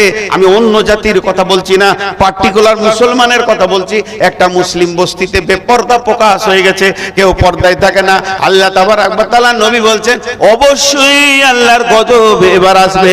পূব দিকে কালো মেঘ উঠেছে, এর জন্য তোমাকে আর বলতে হবে না, কোরআন হাদিসে জালসা করতে হবে না যে বৃষ্টি হবে। তুমি নিজের মালকে গুটিয়ে নাও, কাপড় গুটিয়ে নাও, না হলে পূব দিকে কালো মেঘ উঠেছে, তুমি এখন ভিজে শেষ হয়ে যাবে। সারা পৃথিবীর অন্য জাতিদের দিকে তাকাবেন না, শুধু মুসলিম মুসলিম মুসলিম পার্টিকুলার মুসলিমের দিকে তাকিয়ে দেখেন। এরা আজকে দিন থেকে সরে চলে গেছে, এরা সরে চলে গেছে আপনার কি না রসুলের তরিকা থেকে, এরা চলে গেছে রসুলের দেওয়া নুরানি তরিকা থেকে। এরা ইসলাম তো নাই, কোরআন হাদিসের বিচার নাই, কোরআন হাদিসের মতো চলার মতো কিছুই নাই। আল্লাহ তাবারক ওয়া তাআলা বলছেন, মার তোরা খাবি না তো কে খাবে? এবার শেফার কথা বলবো 10 মিনিট। হুজুরকে নিয়ে আসেন। হ্যাঁ, 11টা বাজতে চললো। হ্যাঁ, মাথা খারাপ হয়ে গেছে, যাতে মাথা হলে ঠিক আছে, আমি 11টায় ছাড়বো। নিয়ে আসেন, মুরগি কিনে আসেন, পুরাতন চাল ভাতে পারে, ফজর পর্যন্ত চালাবে। বুড়া হয় না, ওর রস বেশি, আবার বিয়ে করবো বলছে। হ্যাঁ, ভালো লাগলাই। এবার আমি এইগুলো থেকে বাঁচার রাস্তাটা বলছি, খুব সহজ একটা উদাহরণ দিচ্ছি। এই উদাহরণটা দিলে আবার ইউটিউবার দিকে সাবধান করে দিচ্ছি, কোনো থাম্বনেল বানাবে না এই উদাহরণের। আর আগামী থেকে আমি যেখানে জলসা করবো তোমরা যেও না। আর একটা কথা বলছি, 26 সাল থেকে কোনো ইউটিউবার আর পয়সা পাবে না, ঘোষণা করে দিয়েছে। খামখামলা করিয়ে না। আবার মেয়ের ছবি দিয়ে দিচ্ছে ভালো ভালো, যখন ইয়ং ছিলাম তখন দেয় না, পাকা দাড়িতে এখন দিয়েছে মেয়ে ছবি। এদের বিচার কে করবে? এরাই তো ইসলামকে শেষ করে দিচ্ছে গো, আজে বাজে ছবি দিয়ে। তো একটা উদাহরণ দিচ্ছি, জিনের বাচ্চা দুটা জিনের বাচ্চা খেলা করছে। আর একটা সাপুরি এসছে সাপ ধরতে, এলাকায় সাপ ধরবে, এটা দিয়েছি এর আগে কথাটা বলেছি। তো জিনের বাচ্চা দুটার মধ্যে একজন বলছে যে শোন, তোকে এক গ্লাস পানি দিলাম, এই পানিটা ধরে থাক, আর ওই যে সাপুর আসছে না, এখন আমি সাপ হব, আর ও আমাকে দেখে আমার পিছে দৌড়বে, বাস ও পারবে না আমাকে ধরতে, আমি সাপ হয়ে ওকে পাগলা করে রেখে দেবো। কিন্তু যদি দেখিস যে আমার বড় বিপদ হচ্ছে, তখন এই পানিটা আমার গায়ে দিবি, আবার আমি জিন হয়ে যাব। এটা উদাহরণ দিছি, এটা কোনো গল্পও নাই। ও একটা সাপ হয়েছে সাপুরে, আর একটা জিনের বাচ্চা দাঁড়িয়েছে, একে তো দেখতে পেয়েছে না, সাপুরে খুব ওর পিছে দৌড়েছে। জিনটা দেওয়ালে উঠতে গেল, পড়ে গেল, সাপটা দেওয়ালে উঠতে গিয়ে পড়ে গেল, গাছে উঠতে গিয়ে পড়ে গেল, ইটের ফাঁকে ঢুকতে গিয়ে পড়ে গেল, যেখানেই যাচ্ছে ওখানে পড়ে গেছে। শেষকালে সাপুরে যে খুপড়িটা আছে ওইটার ভিতরে সুরসুর করে ঢুকে গেল, কপ করে ও লাগিয়ে দিলে, এবারে গামছা করে বেঁধিলে চলে গেছে। তখন এই জিন্দের ছেলেটা মানুষের রূপ ধরে বলছে, ওটা আমার বন্ধু, আমাকে ছেড়ে দাও না গো। কিসের বন্ধু রে? বলে হ্যাঁ ওটা সাপ লয় বন্ধু। কিসের বন্ধু তুই? তখন বলছে একবার খুলেছে, পানিটা দিয়েছে, আবার জিন হয়ে গেছে। এটা গল্প বললাম, সত্য কথা লয়, উদাহরণ দিলাম। তখন এই জিনের বাচ্চাটা ওকে বলছে, বন্ধু তুই সাপ হলি, কিন্তু দেওয়ালে উঠতে গেলি কেন? বলে আমি যখন সাপ হলাম, ওই সাপুরিয়া ওর নাগিন বাঁশিতে আমাকে দেখে বান মারতে শুরু করলো, গোটা জমিনটাকে এমন করে বান মেরে দিলে যেদিকে এসেছি খালি তাপ আর তাপ, মনে হচ্ছে আগুনে পুড়ে গেলাম। তখন দেখছি দেয়ালটা ঠান্ডা হবে, দেয়ালে উঠতে গেলাম, দেয়ালে বান মেরে দিল, আবার আমি পড়ে গেলাম, গাছে উঠতে গেলাম, গাছটাতে বান মেরে দিল, যেদিকে যাই চারিদিকে খালি বান মেরে দেয়। এবার আমি দেখছি ওর খুপড়িটার ভিতরে ঠান্ডা, জান বাঁচাবো তো ওখানেই ঢুকতে হবে, সুসুর করে ঢুকে গেলাম, ঠান্ডাতে আমি বসে গেলাম, ও আমাকে ধরে নিল। বন্ধুরা আমার, এই পৃথিবীটা শয়তান মুসলমানদের জন্য বান মেরে দিয়েছে। মুসলমান ভারতে শান্তি পাবে না, বাংলাদেশে পাবে না, এই যদি আমেরিকা যায় পাবে না, কুয়েতে পাবে না, জার্মানে পাবে না, জাপানে পাবে না, এদের একটাই শান্তির জায়গা।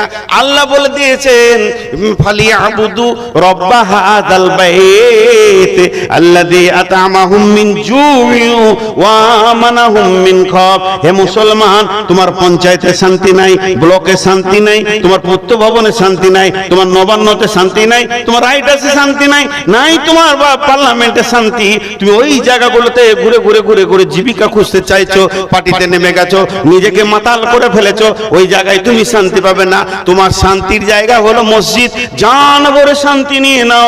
পৃথিবী গরম হয়ে গেছে, তুমি ধীরে ধীরে মসজিদে ঢুকে যাও। আল্লাহ বলছেন ফালিয়াবুদু রব্ব হাযাল বাইত। এই যে মসজিদটা রয়েছে, এই মসজিদের যে মালিক, ওর মাথা, ওর পায়ের কাছে তুমি মাথাটা নামিয়ে দাও, জয়ন ভরে কাঁদো, ওর কাছে শান্তির ভান্ডার, ও তোমাকে শান্তি করে দেবে। আল্লাযী আত'আমাহুম মিন জু'ইন, ওই লোক, ওই বাড়ির মালিক দুইখানা জিনিস আপনাকে নগদ দেবে, অভাবে তোমাকে সচ্ছলতার ডালি ভরে দেবে, তোমার ঘরে অভাব থাকবে না। ওয়া আমানাহুম মিন খাওফ, এবং তোমাকে যে দিক থেকে মারতে আসবে ওই বাড়ির মালিক তোমাকে আমান দেবে।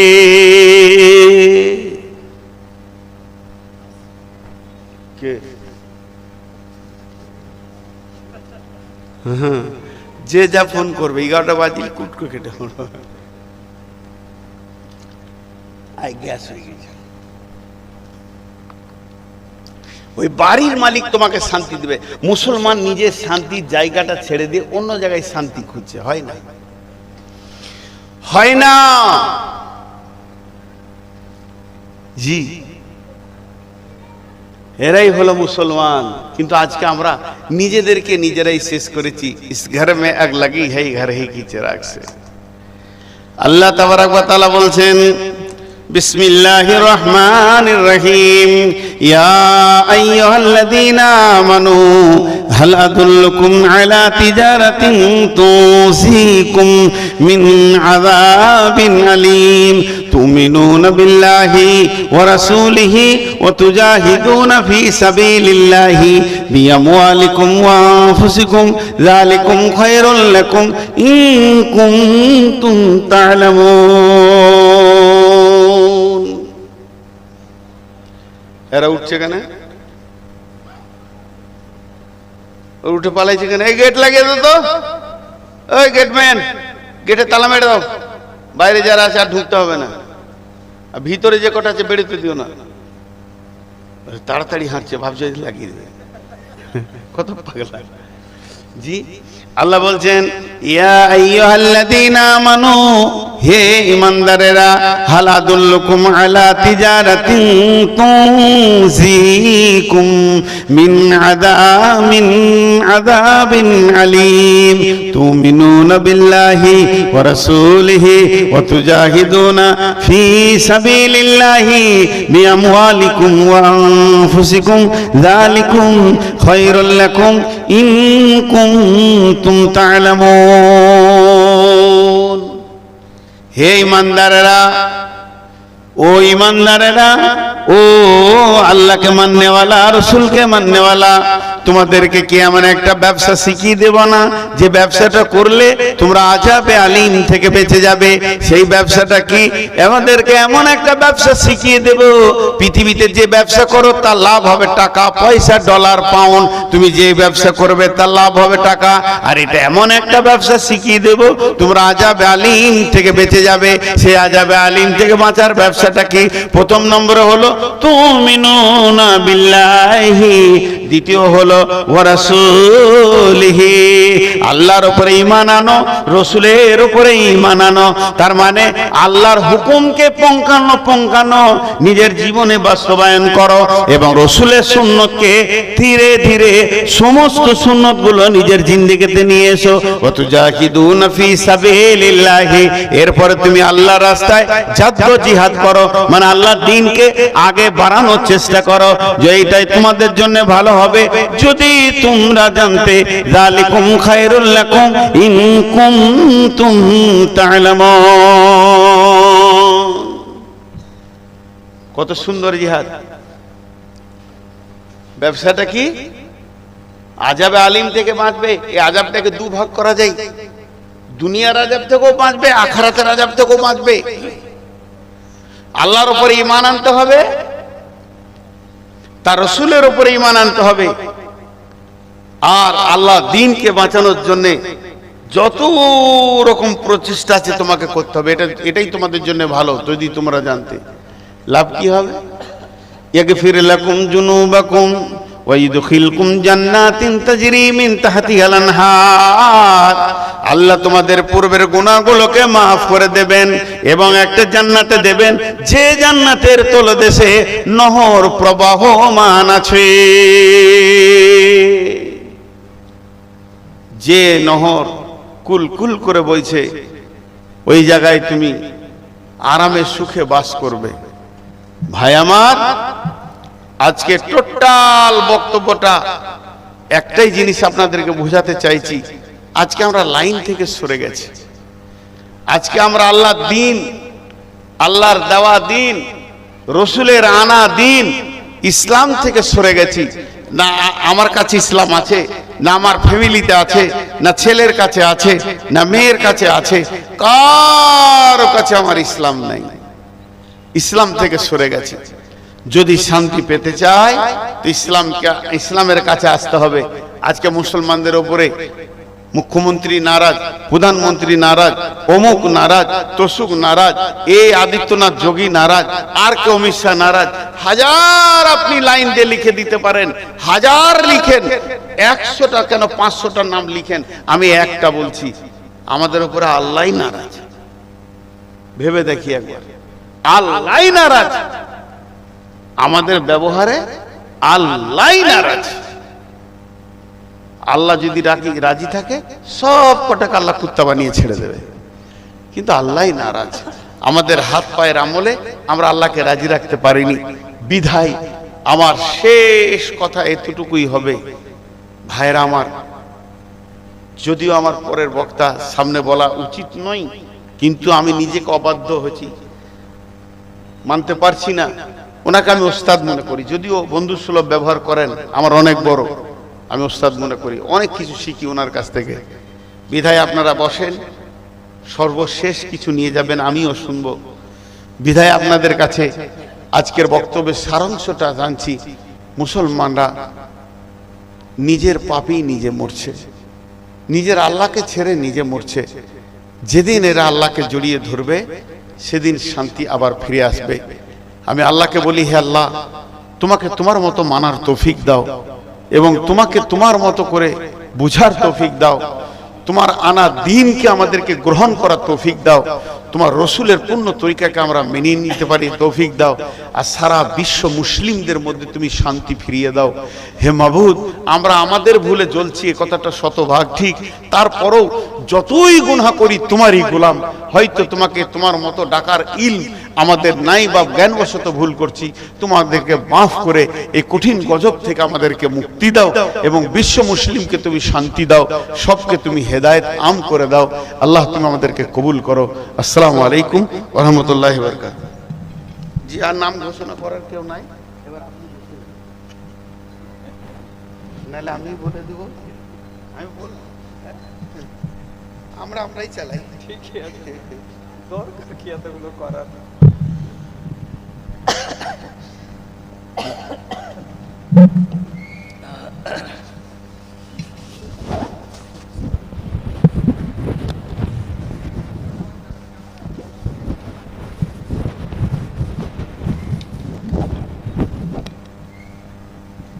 মহাবৈজ্ঞানিক আল্লাহ, তুমি সৃষ্টি করেছো মোরে,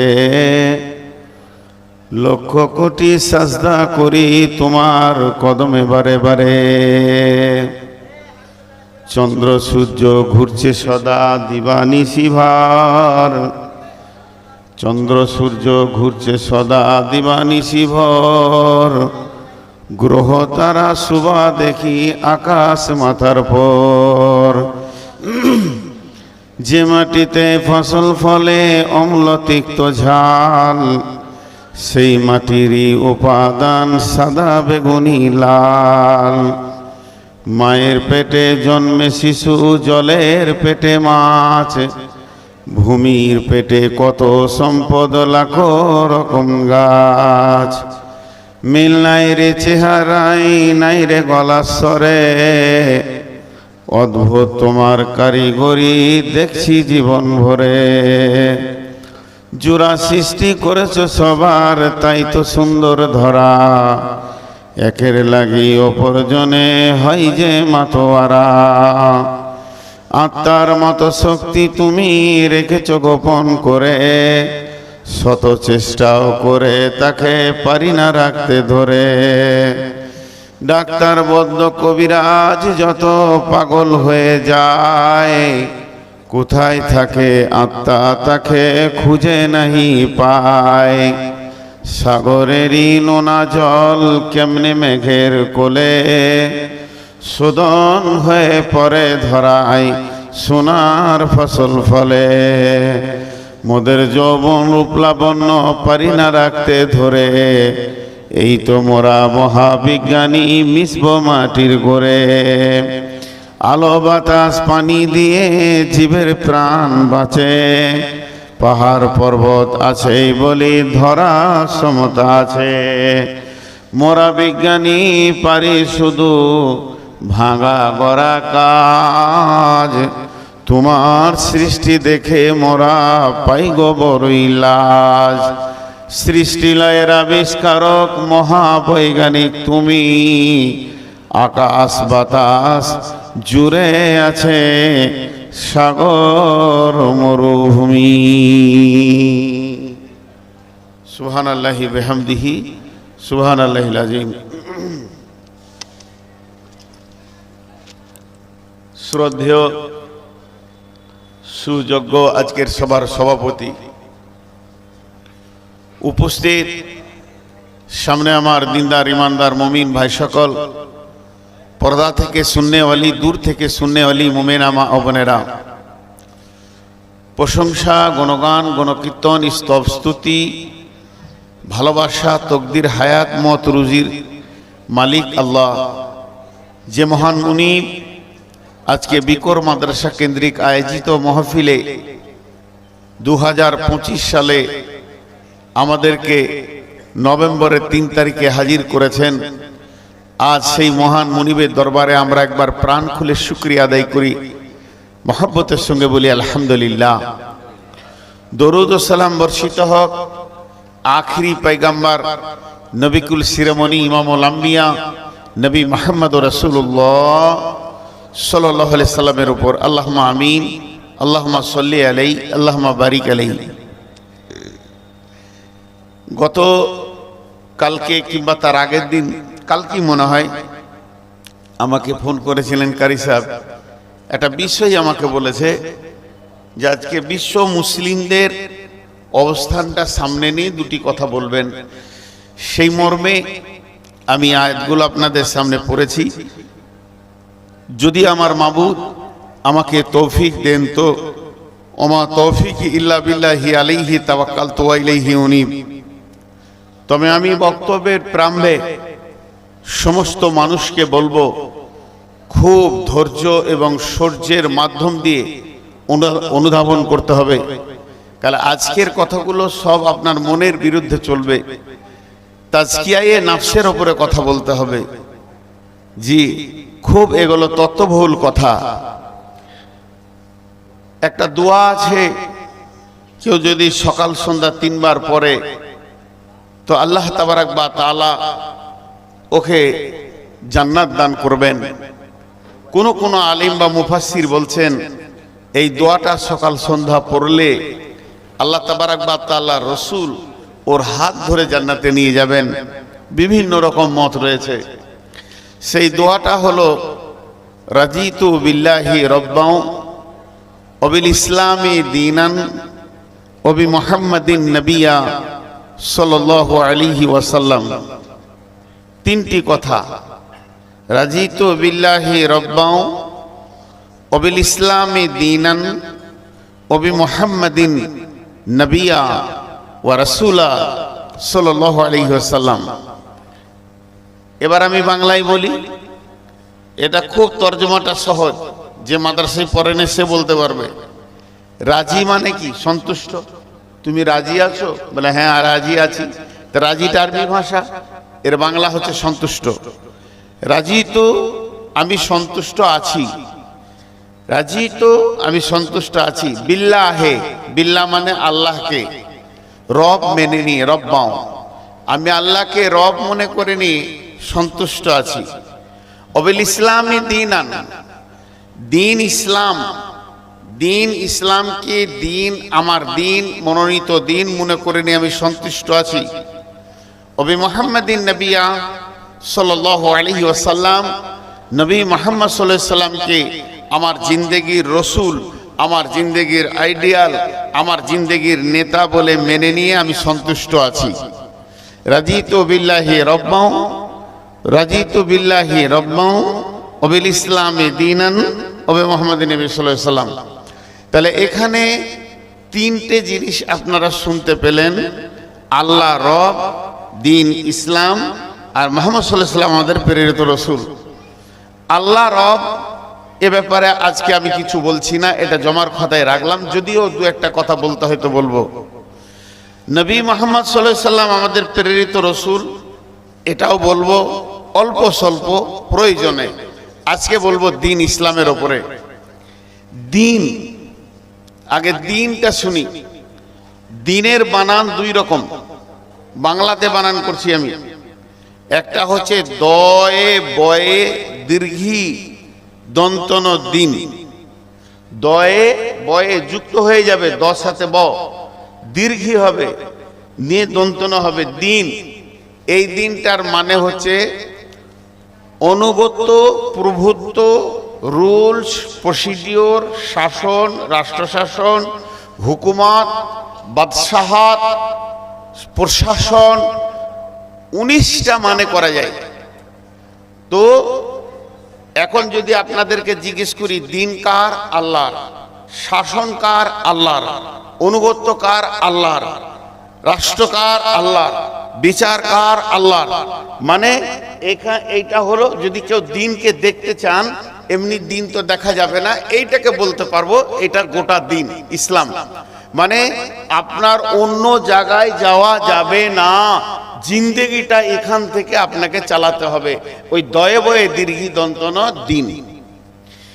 আর একটা দিন হচ্ছে দয়ে হস্যই বলি আমরা বর্ধমানের লোক, আমরা দিনাজপুরের লোক বলেন রস্যি, দয়রস্যি দন্তন দিন।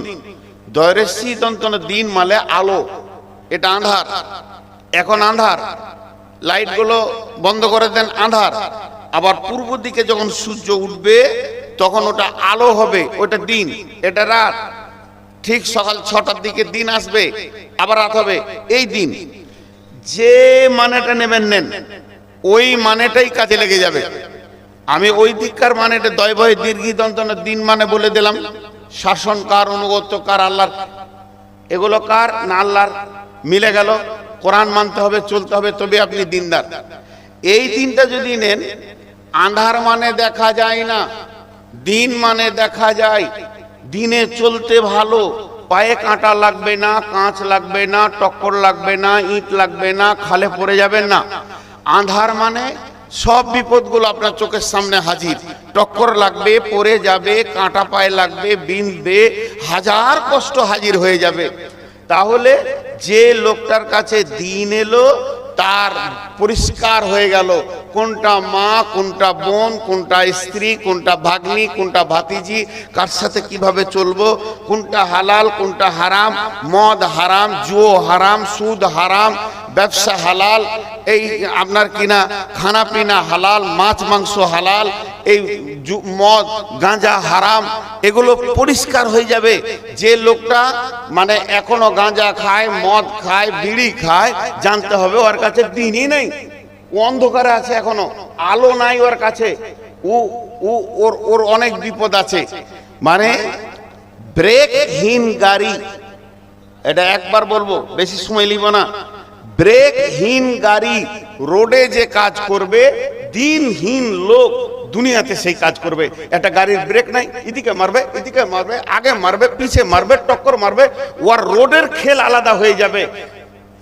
দ্রুত গতি একটা গাড়ি যদি ব্রেকহীন হয়ে যায়, সে রোডে যা কাজ করবে, একটা মানুষের ভিতরে দিন না থাকলে ও সমাজে তাই করবে। কখনো ভাতিজিকে টান মারবে, কখনো ভাবির ঘরে ঢুকবে, কখনো শালিকেরে টানবে, ওর নিজস্ব কোনো হুঁশ দিমাগ থাকবে না।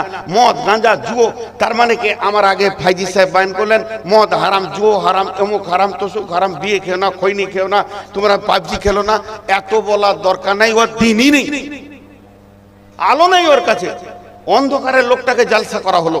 তো আমি যে কথাটা বলছি, দিন মানে আলো, আলো এসে গেল মানে ওর টক্কর লাগবে না। যার কাছে দিন নাই ও টক্করেই মরবে। আমাকে ডাকছে নাকি বলে, এখন বায়ন করছে, পড়ে আছে, চিল্লাইছে কত, আর এ কটা দাঁড়িয়ে আছে কেন? এই বেয়াদবের দল, এই বস, আমি দাঁড়িয়ে থাকা দেখতে পারি না, এই তুমি বসো। আচ্ছা, ওদের দুজনকে বসিয়ে দেন তো। দেখেন এখানে এই বায়ানের মাঝে মোবাইল নিয়ে দুজনাতে একবারে মত্ত হারা হয়ে আছে, পাবজি চলছে মনে হয়, আল্লাহ মাহবুদ করে। এদেরকে কে বুঝাবে? এদেরকে এই এটা সমস্যা।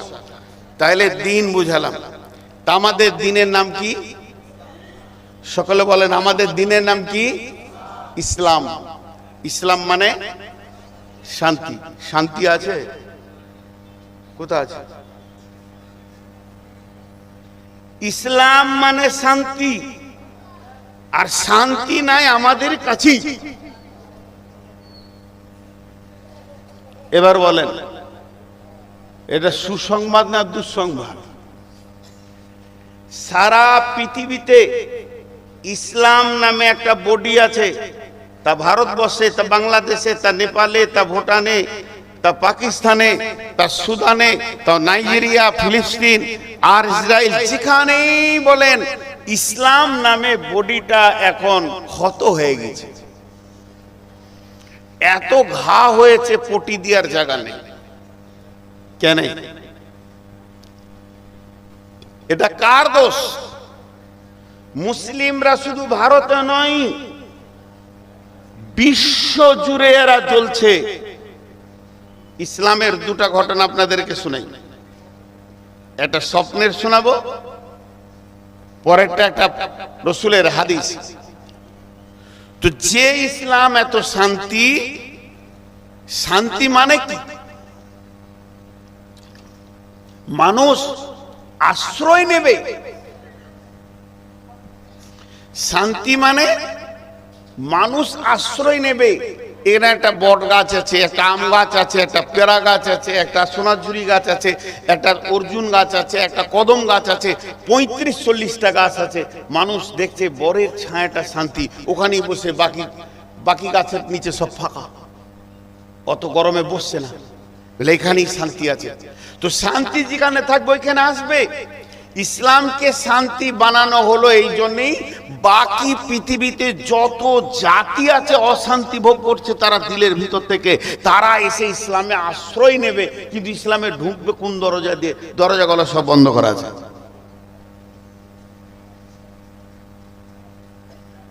5-7টা মিনিট আপনাদের কাছে আমি সময় নেব, বেশি আপনাদেরকে বিরক্ত করব না। তাহলে আল্লাহর নৈকট্য লাভ করা যাবে না, আমি আখিরাতে সফল হতে পারবো না। আমি সফলতার জীবন পেতে চাই আখিরাতে। এই জন্য আজকের এই জীবনটাকে আমি জীবন মনে করছি না। তোমাদের যা খুশি তাই করতে পারো। রাসূলের ভালোবাসা, রাসূলের নীতি, রাসূলের আদর্শ আমার ভিতরে পৌঁছে গেছে। অতএব রাসূলের ভালোবাসা যখন আমার জীবন মরণ নিয়ে প্রশ্ন চলে আসে, তখন আমি নির্দ্বিধায় বলে দিচ্ছি, রাসূল ছাড়া জীবনে আমি কিছুই বুঝি না। ওই রাসূলের জন্য আমি জীবন দিতে প্রস্তুত রয়েছি। মুসলমান ভাইরা, আল্লাহর নবীর সাহাবী আয়াসারকে সেই দিনে ওই জায়গাতে প্রহার করতে করতে, মারতে এক পর্যায়ে মাটিতে লুটে গেল। আম্মার সেখানে দাঁড়িয়ে আছে, আর আম্মারের মা সুমাইয়া সেখানে দাঁড়িয়ে আছে, স্বামীকে মারছে, আর স্বামীর মারটা দুই চোখে দেখছে। বলার কিছু নেই, কিছু করার নেই, সাহায্য করার নেই। ওই দিনে মারতে ইয়াসারকে ওই জায়গাতে তারা নিহত করে দিল, শহীদ করে দিল, তার জীবনকে বরবাদ করে দিল, আখিরাতে পাড়ি দিল, মৃত্যুবরণ করলো। ওই সাহাবীটার নাম হলো ইয়াসার। এবার দুইজন দাঁড়িয়ে আছে, একজন মায়ের সামনে আর বেটার সামনে স্বামীকে, আর একদিকে বাপকে মেরে দেওয়া হলো। ইয়াসার হলো বাপ, আর একদিকে হলো সুমাইয়ার স্বামী। দুইজনের সামনে যখন একটা মানুষকে, জীবন্ত মানুষকে যখন মেরে দেওয়া হলো, এই সাহাবী দুইজন, সাহাবী আর সাহাবিয়া, মা বেটা দুইজন তখন দাঁড়িয়ে এবার সুমাইয়াকে বলছে, সুমাইয়া রে, তুমি আগের ধর্মে ফিরে যাবে, তুমি রাসূলের এই আদর্শই মেনে নেবে, না তুমি আমাদের ধর্মে ফিরে আসবে? একই কথা বললো। ওই দিনে সুমাইয়া এক বাক্যে বলেছিল, আমি রাসূলকে ভালোবাসি, রাসূলের রাসূলের নীতির উপরে জীবন যাপন করতে চাই। এক বিন্দু পরিমাণ রক্ত থাকতে আমি ওই জায়গা থেকে ফিরে আসবো না। আমি সফলতার জীবন পেতে চাই, ব্যর্থতার জীবন নিয়ে আমি জীবন যাপন করব না।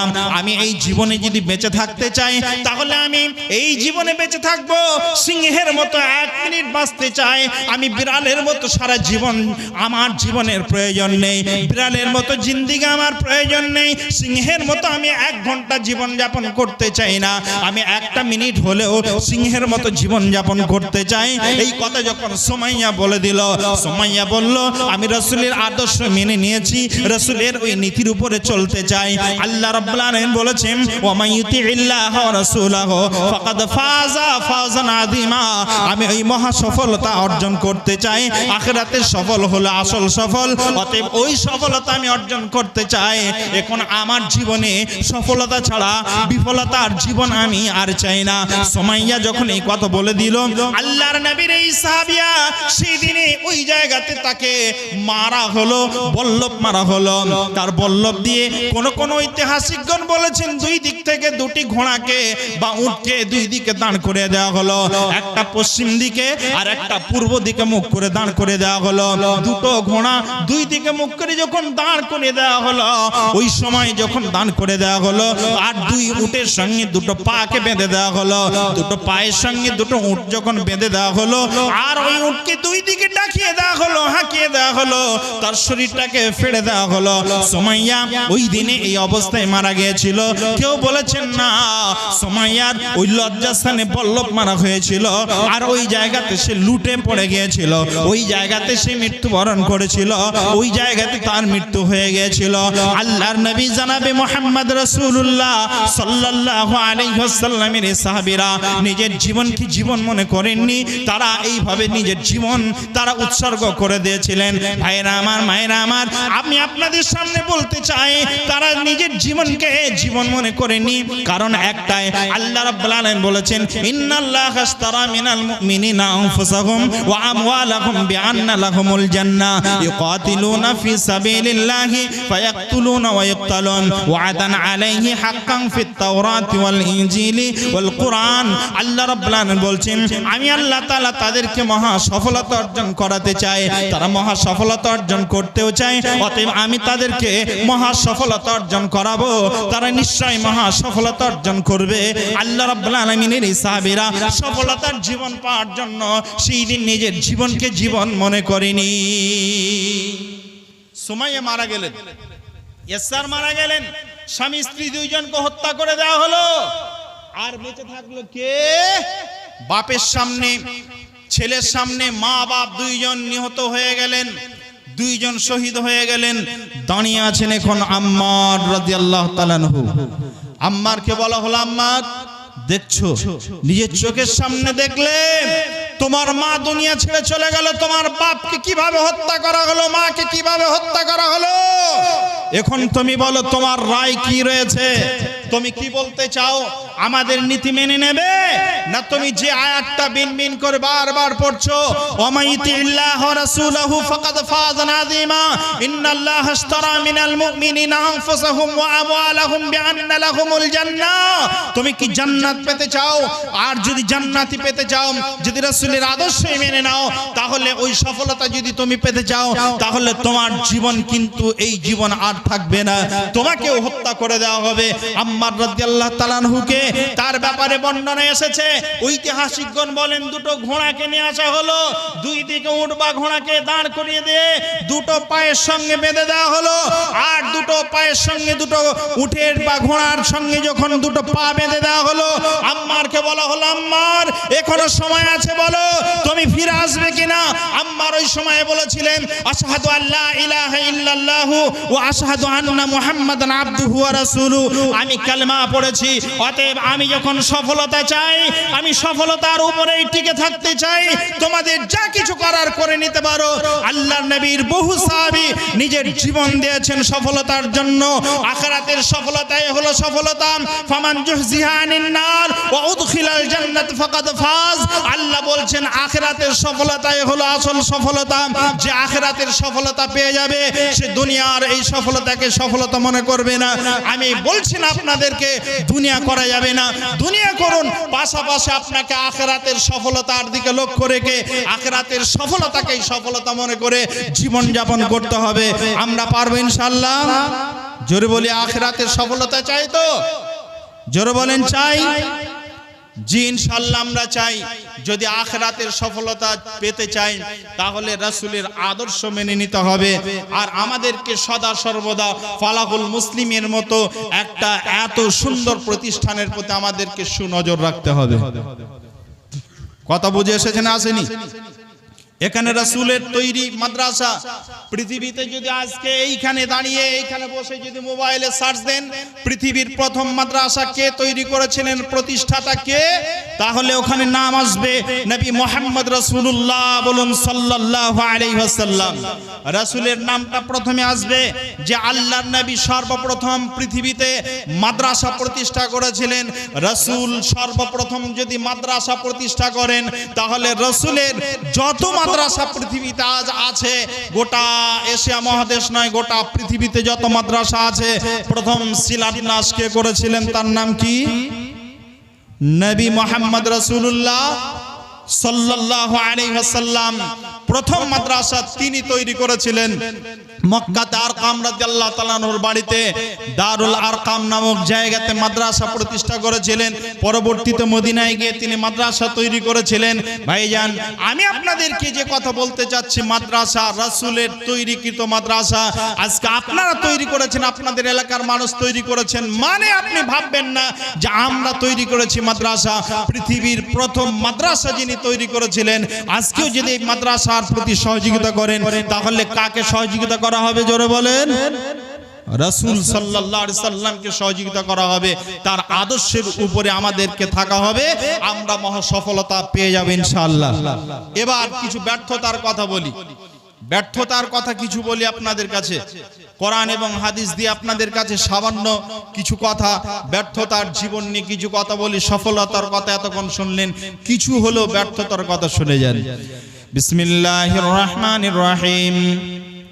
ومن أعرض عن ذكري فإن له معيشة ضنكا ونحشره يوم القيامة عاما قال ربي لما حشرتني عاما وقد كنت بصيرا قال كذلك لآتتك آياتنا فنسيتها وكذلك يوم تنسى আল্লাহ রাব্বুল আলামিন বলেন, রে পৃথিবীর মানুষ তোমরা শুনে নাও, ওয়ামান আরাদা আন যিকরি, আরাদা ইয়ারিদু মানে হলো মুখে ফিরে নেওয়া, এরাজ করা। আমি আপনাদের সামনে মুখামুখি সামনাসামনি বসে আছি, আপনারা আমার মুখামুখি সামনাসামনি বসে আছেন, এই সামনাসামনি আছি আপনাদের, আমি হলাম খাতেব, আপনারা হলেন মুখাতেব। আমি সামনাসামনি আপনাদের সামনাসামনি বসে আছি, হঠাৎ করে আমি যদি আপনাদের মতো করে আমার পিছনটা আপনাদের দিকে দিই, আর এই স্টেজের এই পিছনটার দিকে যদি আমি সামনাটা আমার মুখের সামনাটা করে নিই, চেয়ারটাকে যদি ঘুরিয়ে নিই, আল্লাহ বলছেন এটাইকে বলা হয় এরাজ করা। আপনারা সবাই আমার দিকে তাকিয়ে আছেন, এখন আপনারা হঠাৎ করে যদি আমার দিকে পিছন করে নেন, এটাকে বলা হয় এরাজ করা। আরাদা ইয়ারিদু মানে হলো মুখকে ফিরিয়ে নেওয়া। আল্লাহ রাব্বুল আলামিন বলছেন এরাজ করা মানে হলো মুখকে ফিরিয়ে নেওয়া। ওয়া মান আরাদা আন যিকরি, আল্লাহ রাব্বুল আলামিন বলছেন জিকির মানে হলো কোরআন। পবিত্র কোরআনে একটা সূরা আছে, ওই সূরাটার নাম হলো সূরাতুল কাফ। এই সূরা কাফের 45 নম্বর আয়াতে আল্লাহ তাআলা বলেছেন, শেষ একদম আয়াত নাম্বার হলো 45 নম্বর আয়াত। আল্লাহ তাআলা এই আয়াতের শেষ অংশে বলেছেন, যারা মুখকে ফিরিয়ে নিল কোথা থেকে না, জিকির থেকে। জিকিরের শ্রেষ্ঠতম তাফসীর করেছেন, এক নম্বরে জিকিরের তাফসীর করেছেন কোরআন। যারা কোরআন থেকে মুখকে ফিরিয়ে নিল, আল্লাহ তাআলা বলছেন ওই মানুষগুলো কিয়ামতের দিন বিফল হয়ে যাবে, সফলতা সেই দিনে পাবে না। জি ভাই, কি হবে? আমি আপনি এখন আপনাদেরকে আমি দেখতে পাচ্ছি, আর আপনারা সবাই আমাকে দেখতে পাচ্ছেন। পাচ্ছেন কি পাচ্ছেন না? পাচ্ছেন, সবাই আমাকে দেখতে পাচ্ছেন। আপনারা আপনাদের বাড়ির পরিবারস্থ লোকদেরকে দেখছেন, ছেলে মেয়ে স্ত্রী পুত্র আরো যত আনুষঙ্গিক আত্মীয় স্বজন আছে, প্রতিবেশী গ্রামবাসী এলাকাবাসী সবাই সবাইকে দেখছেন। কিয়ামত যেই দিনে হবে, আপনি কিয়ামতের দিন যখন উঠবেন, তখন আপনার চোখ থাকবে কিন্তু আপনার চোখের জ্যোতি থাকবে না। আল্লাহকে আপনি জিজ্ঞাসা করবেন, আল্লাহ আমি তো দুনিয়াতে দেখতে পেতাম, আজকে দেখতে পাচ্ছি না কেন? তখন আল্লাহ তাআলা তার প্রত্যুত্তরে কি বলবেন সেটা বলছি, কিন্তু তার আগে কিছু কথা শোনেন। কি কথা? এরাজ করা, মুখকে ফিরিয়ে নেওয়া, দিন থেকে মুখকে ফিরিয়ে নেওয়া। মসজিদ থেকে আমরা মুখকে ফিরিয়ে নিয়েছি। জিকিরের অর্থ হলো আফজালুজ জিকির। আল্লাহ তাআলার নবী বলেছেন আসসালাম আফজালুজ জিকির। জিকিরের যে দ্বিতীয় নম্বর অর্থ নিয়ে আসা হয়েছে তার নাম হলো সালাত। যারা সালাত থেকে নিজের মুখকে ফিরিয়ে নিল, এক কথায় সালাত আদায় করলো না, আল্লাহ তাআলা বলছেন ওদের ইহকাল এবং পারলৌকিক জীবন উভয় জায়গায় হলো বিফল, এরা সফলতার জিন্দেগি পাবে না। জি ভাই, আমি আপনাদের সামনে এই জিকির নিয়ে অনেক কথা বলতে পারতাম, এখন জিকিরের কথা আমি বলছি না, শুধু একটা জায়গায় নিয়ে যাওয়ার জন্য আমি আপনাদের কাছে কিছু কথা বলবো, সেই জন্য আগে যাওয়ার চেষ্টা করছি। আমার ওই কথাটা হলো এই, আল্লাহ তাআলা পবিত্র কোরআনুল কারিমে তিনি একটা কথা বলেছেন। কি কথা? আল্লাহ রাব্বুল আলামিন বলছেন এরাজ করা হলো, মুখকে ফিরিয়ে নেওয়া হলো কোথা থেকে? না কোরআন থেকে, মসজিদ থেকে, মাদ্রাসা থেকে, নামাজ থেকে, এক কথায় ভালো জায়গা থেকে আমি আমার মুখকে ফিরিয়ে নিলাম, মানে ওই জায়গাতে আমি সহযোগিতা করলাম না, এর নামে হলো এরাজ করা। এক কথায় অনেকগুলো কথা বলে দিলাম, একেবারে অনেকগুলো কথা বলে দিলাম। এবার শুনুন, আল্লাহ রাব্বুল আলামিনের সামনে যখন আমরা সবাই মিলে বলবো আল্লাহ তুমি আমাদেরকে আখিরাতের জীবন তো সংকীর্ণ করবে, যারা এরাজ করবে মুখকে ফিরিয়ে নেবে, যারা বিফল হয়ে যাবে দুনিয়াতে এবং আখিরাতে যারা বিফল হবে তাদের মুখকে আপনি আল্লাহ তাআলা ফিরিয়ে নেবেন। আল্লাহ তাআলা পবিত্র কোরআনে আয়াতে বলেছেন ওমান আরাদা আন যিকরি ফাইন্না লাহু মাঈশাতান যানকা। যানকা মানে হলো সংকীর্ণ হওয়া, সংকুচিত হওয়া। আপনার জীবনটা খুব প্রশস্ত জীবন ছিল, সংকীর্ণ হয়ে গেল। ছেলে আপনার কথা শোনে না, মেয়ে আপনার কথা শোনে না, স্ত্রী আপনার কথা শোনে না। আপনার জীবন ব্যর্থ জীবন, আপনার জীবন সফলতার জীবন নয়। আপনি দুনিয়াতে বেঁচে আছেন, তারপরে সফল আপনি নন, আপনি হলেন ব্যর্থ। আপনি ওই পরিবারের একজন সদস্য হিসাবে ব্যর্থ সদস্য। আপনি পিতা হিসেবে আপনার মেয়ে আপনার কথা শুনে না, পর্দা করেন, আপনি যেখানে মানা করেন সেখানে চলে যায়, বিউটি পার্লারে যেতে আপনি নিষেধ করছেন সেখানে চলে যায়, তার মানে আপনি দুনিয়াতে ব্যর্থ পিতা। আল্লাহ তাআলা বলছেন এই লোকটা হলো ব্যর্থ পিতা হিসাবে ব্যর্থ, এই লোকটা পরিবারের একজন নেতা হিসাবে ব্যর্থ, এলাকার একজন নেতা যাকে আপনার নির্বাচিত করেছেন এলাকার মানুষের ভালো মন্দ দেখার জন্য খোঁজ খবরে নেই না, ওই লোকটা আপনার নেতা হিসাবে ব্যর্থ নেতা। আল্লাহ তাআলা এই ব্যর্থতার কথাগুলো বলতে গিয়ে বলছেন এদের জীবনগুলো হয়ে যাবে সংকীর্ণ জীবন, সংকুচিত জীবন। এর স্ত্রী এর কথা শুনবে না, এর মেয়ের কথা শুনবে না, এর ছেলের কথা শুনবে না। আপনাদের এলাকাতে অনেক মহিলা আছেন যে মহিলাগুলো আপনার সংকুচিত জীবন যাপন করছে, স্বামীর সঙ্গে মনের দিক থেকে মিল নেই, স্বামী বলছে এক কথা, স্ত্রী শুনছে আর এক কথা। আছে না নেই? আছে না নেই? ছেলেকে বলছে তুমি অমুক জায়গায় যেও না। কালকে যখন ভাটলে আপনাদের রায়গঞ্জে যখন নামলাম, রায়গঞ্জ নয় আপনাদের নাগরে যখন নামলাম, তখন বাজে 1:30টার সময়, 1:30 থেকে 2:30 পর্যন্ত বা 3টা পর্যন্ত একটা দোকানে বসেছিলাম। 6টা 7টা ছেলে তারা শুধু ফ্রি ফায়ার খেলছে।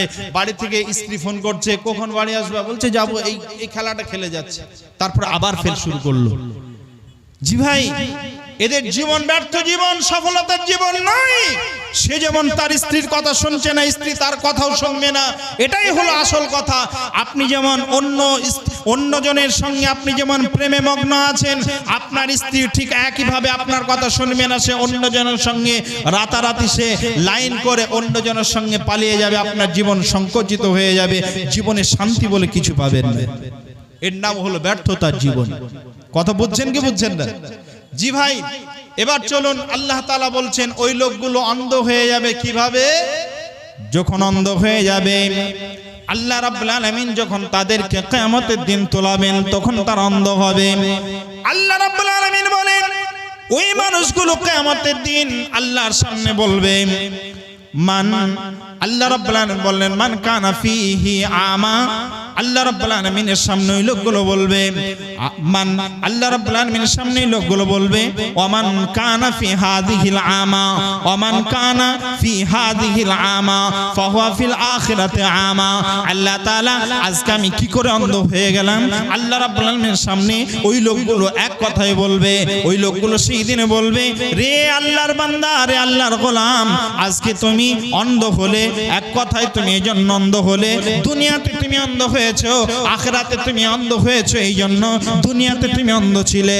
আল্লাহ তাআলার কোরআন তুমি বুঝতে না, আল্লাহর কোরআন যে কথা বলতো সে কথা তুমি শুনতে না, আল্লাহর কোরআন যেদিকে তোমাকে যেতে বলতো সেদিকে যেতে না, এই জন্য আজকে তুমি অন্ধ হয়ে গেছো। যেমন কোরআনকে তুমি দুনিয়াতে দেখতে পাওনি, রাসূলের আদর্শ দেখতে পাওনি, কোরআন আর হাদিস যেমন তুমি দেখতে পাওনি, আজকের দিনে তোমার জীবন হয়ে গেছে অন্ধ। এখন তুমি জীবন দুনিয়াতে তুমি ভালো মন্দ দেখোনি আর ভালোটাকে গ্রহণ গ্রহণ করনি, এই জন্য মন্দটাকে গ্রহণ করেছো, ভালোটাকে যেমন গ্রহণ করনি। আজকের দিনে আমি আল্লাহ তাআলা তোমার জীবনটাকে অন্ধ বানিয়ে দিয়েছি, এখন তুমি দেখতে পাবে না, ভালো মন্দ কিছুই তুমি দেখতে পাবে না। আল্লাহ রাব্বুল আলামিন এ কথাগুলো তিনি বলছেন। এবার আল্লাহ তাআলার সফলতা বিফলতার কথা আরো বহু জায়গায় কোরআনুল কারীমে আল্লাহ তাআলা বলেছেন। যেমন সূরা আল্লাহ তাআলা পবিত্র কোরআনে সূরা হাক্কাতে আল্লাহ তাআলা পবিত্র কোরআনুল কারীমে সফলতা বিফলতার কথা বলেছেন। আমি আপনাদের কাছে সফলতার কথা বলছিলাম, বিফলতার কথা বলছিলাম। বিফলতার কথা বলতে গিয়ে এই পর্যায়ে এসে পৌঁছেছি, আমরা যদি এক কথায় কোরআন আর হাদিস মেনে না চলি তাহলে আমাদের দুনিয়া সফলতা নেই, আখিরাতেও আমাদের সফলতা নেই। আমাদের দুনিয়াও সংকুচিত হয়ে যাবে, দুনিয়াতে আমাদের আত্মীয়স্বজন পরিবারস্থ লোক আমাদের কথা শুনবে না, সে বিফলতার জীবন যাপন করবে, এবং আখিরাতেও সে বিফলতার জীবন যাপন করবে। কাজেই আমাদেরকে এই দুনিয়াতে আল্লাহ এবং তার রাসূলের নীতি মেনে চলতে হবে। আল্লাহ রাব্বুল আলামিন এবং তার রাসূলের নীতি যদি আমরা মেনে চলতে পারি, রাসূলের সাহাবীদের আদর্শে যদি আমরা আদর্শবান হতে পারি, আল্লাহ তাআলা আমাদেরকে নিশ্চিত, আল্লাহ রাব্বুল আলামিন আমাদেরকে নিশ্চিত তিনি আখিরাতের ময়দানে আল্লাহ তাআলা আমাদেরকে সফল করবেন। ভাইজান, আমি আপনাদের কাছ থেকে বিদায়ের প্রাক্কালে শুধু কথা বলে যাব, যারা দাঁড়িয়ে আছেন আপনারা দাঁড়িয়ে না থেকে বসে যান, সুন্দর একটা পরিবেশ তৈরি করুন, এবং আপনারা সুন্দর পরিবেশে আপনাদের কাছে পরবর্তী বক্তা চলে এসেছেন, ওনার বক্তব্য শুনবেন, এবং আপনাদেরকে আমি বক্তব্য গুটিয়ে নিচ্ছি। আমি আপনাদের কাছে বলতে চেয়েছি, যেটা আমার বক্তব্যের বিষয় ছিল সফলতা বনাম বিফলতা। আমরা যদি দুনিয়াতে সফল হই, আখিরাতে যদি সফলতার জীবন আমরা পেতে চাই, তাহলে দুনিয়াতে আমাদের জীবন যাপন করতে হবে, আখিরাতমুখী আমাদের জীবন যাপন করতে হবে, আখিরাতের সফলতাকে মাথায় রেখে জীবন যাপন করতে হবে। তাহলে আমরা নিশ্চিত দুনিয়াতেও সফল হতে পারবো, আখিরাতেও সফল হতে পারবো। আর যদি কোরআন এবং হাদিস থেকে যদি আমরা মুখকে ফিরিয়ে নিয়ে জীবন যাপন করি, তাহলে আমাদের ব্যর্থতা আর ব্যর্থতা জীবন ছাড়া অন্য কিছুই আমরা আর পাবো না। আল্লাহর কাছে দোয়া করি, আল্লাহ আমরা যেন সেই সাহাবে ইকরামদের মতো আমরা যেন জীবন যাপন করতে পারি, যে সাহাবীরা নিজের জীবন দিয়ে সফল হয়েছিলেন, আখিরাতের সফলটাকে সফল ভেবেছিলেন। আল্লাহ তুমি আমাদেরকে আখিরাতের সফলতার জীবন তুমি আমাদেরকে দান করো। এই কথা বলে আপনাদের কাছ থেকে বিদায়ের প্রাক্কালে আখিরাতের কথা আর একবার স্মরণ করিয়ে দিয়ে যায়। দেখো কেমন ঈমান এনেছেন আমার নবীর সাহাবারা, সে যুগের সাহাবারা, দেখো কেমন ঈমান এনেছেন আমার নবীর সাহাবারা, সে যুগের সাহাবারা।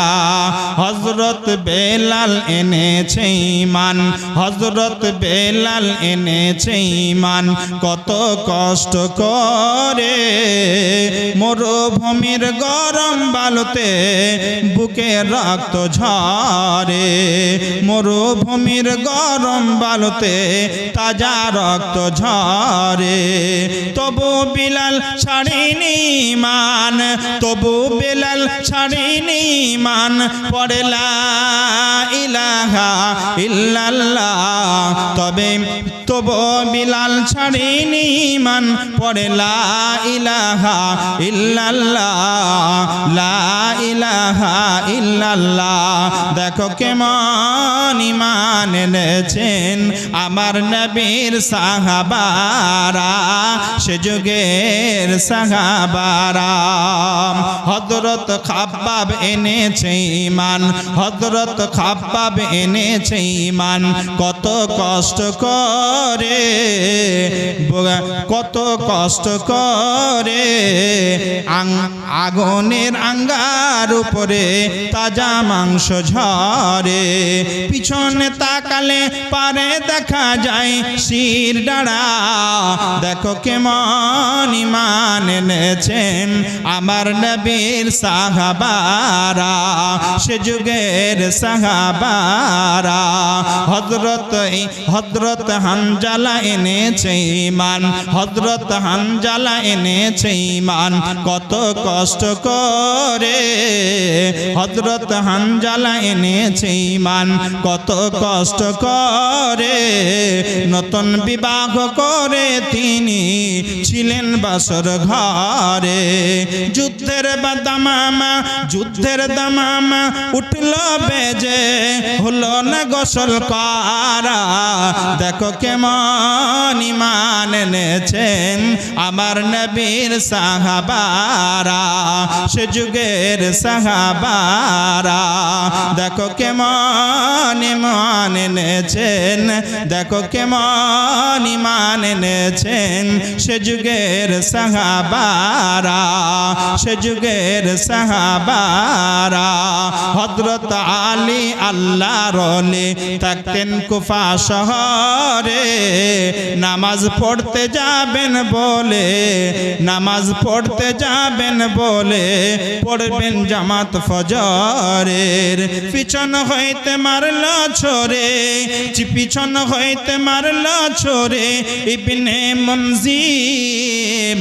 দেখো কেমন ঈমান এনেছেন আমার নবীর সাহাবারা, সে যুগের সাহাবারা, সে যুগের সাহাবারা। দেখো কেমন ঈমান এনেছেন সে যুগের সাহাবারা, সে যুগের সাহাবারা।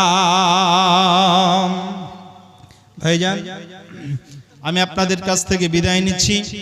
আগামী 24শে নভেম্বর ফুটানি হাটে আমি আসবো ইনশাল্লাহ। সেই দিনে সময় নিয়ে আলোচনা হবে, আপনাদেরকে দাওয়াত দেওয়া রইল, আপনারা ওই দিনে আসবেন, আবার দেখা হবে।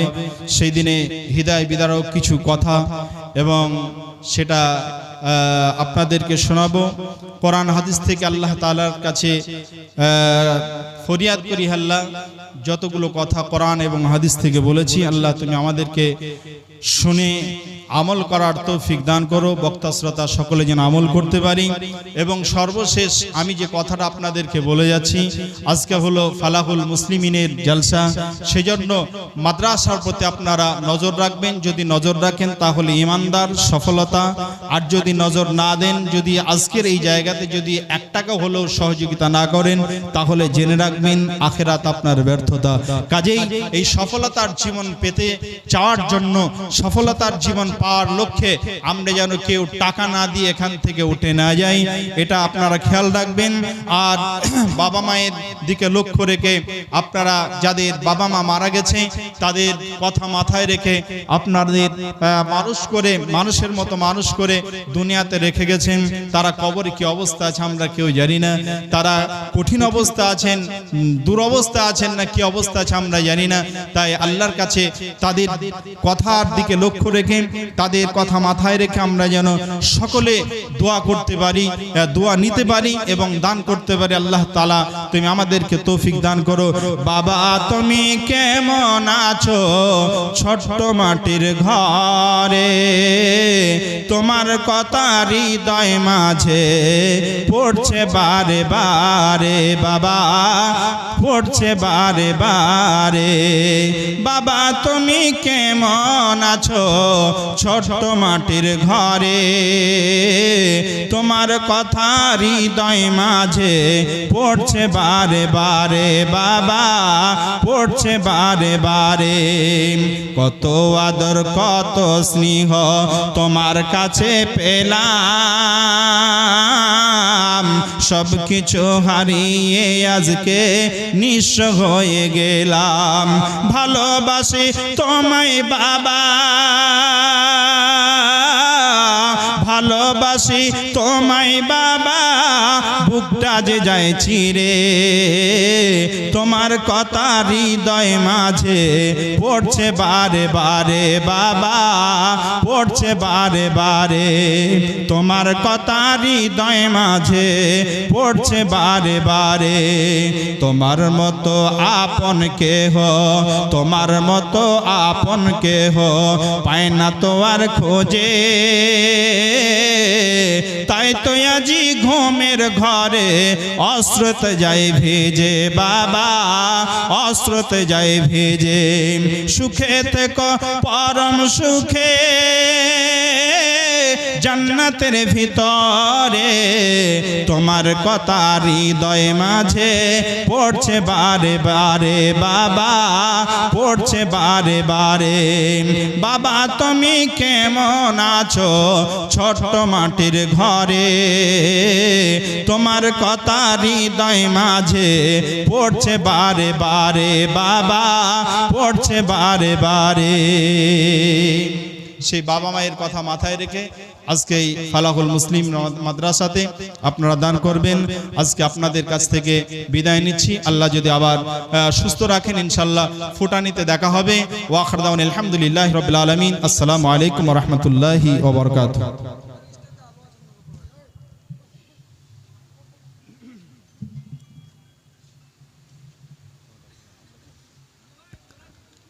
वालेकुम अस्सलाम व रहमतुल्लाहि व बरकातुह। मुअज़्ज़ज़ सामिईन किराम, अल्लाह रब्बुल आलमीन कुरान पाक के अंदर इरशाद फरमाता है, या अय्युहल्लज़ीना आमनू इज़ा क़ील लकुम तफ़स्सहू फ़फ़्सहू फ़िल मजालिस यफ़्सहिल्लाहु लकुम व इज़ा क़ील इंशुज़ू फ़ंशुज़ू। कि जब किसी मजलिस में, और मजलिस का ये आदाब है कि जब आप किसी मजलिस में आएँ और अगर जगह आगे खाली हो और आपसे कहा जाए तो आप अपनी जगह लेकर बैठें, और जगह खाली है इसलिए आप तमाम लोगों से गुजारिश है कि जो पीछे बैठे हैं, जगह नहीं हो रही, जगह की किल्लत की वजह से खड़े हैं कुछ लोग, उन तमाम लोगों से गुजारिश है कि आगे जगह खाली है, आप लोग ज़रा सा आगे हो जाइए और आगे होकर बैठ जाइए। तमाम लोगों को बैठने की जगह दीजिए। अल्हम्दुलिल्लाह ये पिंडाल जौक दर जौक से भरा हुआ नज़र आ रहा है और बहुत ही खूबसूरत ये मंजर नज़र आ रहा है। आप तमाम अहबाब से गुजारिश है कि जिस तरह से आप लोग तकरीर सुनने के लिए आए हैं, आपसे ये अपील है कि बैठ जाइए अपनी जगह लेकर। और जो लोग अभी तक रोडों में इधर उधर घूम रहे हैं दुकानों में, उनसे गुजारिश है कि अब जामिया फलाहुल मुस्लिमीन में एक तालिब की दस्तार बंदी है, एक तालिब हाफिज बना है जिसके लिए उसको पगड़ी मिलेगी। आप तमाम लोगों से गुजारिश है कि जहाँ तक मेरी आवाज़ जा रही है आप तमाम लोग पिंडाल में तशरीफ़ लाएं ताकि ये अमल, ये काम बहुस्न खूबी इंतहा से इख्तिताम तक पहुँचे। आप तमाम लोगों से गुजारिश है कि जो लोग भी इधर उधर हैं आप तमाम लोग आ जाएं, पिंडाल में बैठें। पगड़ी का जो काम है वो शुरू किया जाएगा आप लोगों की मौजूदगी में। उसके बाद आप लोगों के चहीते ख़तीब, बेबाक ख़तीब इबादुल्लाह इस्लाही और नूर मोहम्मद साहब वो भी तशरीफ़ फरमा हैं। आपके सामने उनका भी खिताब होना है। आप तमाम लोग दिल जमई के साथ पिंडाल में आकर बैठ जाएं।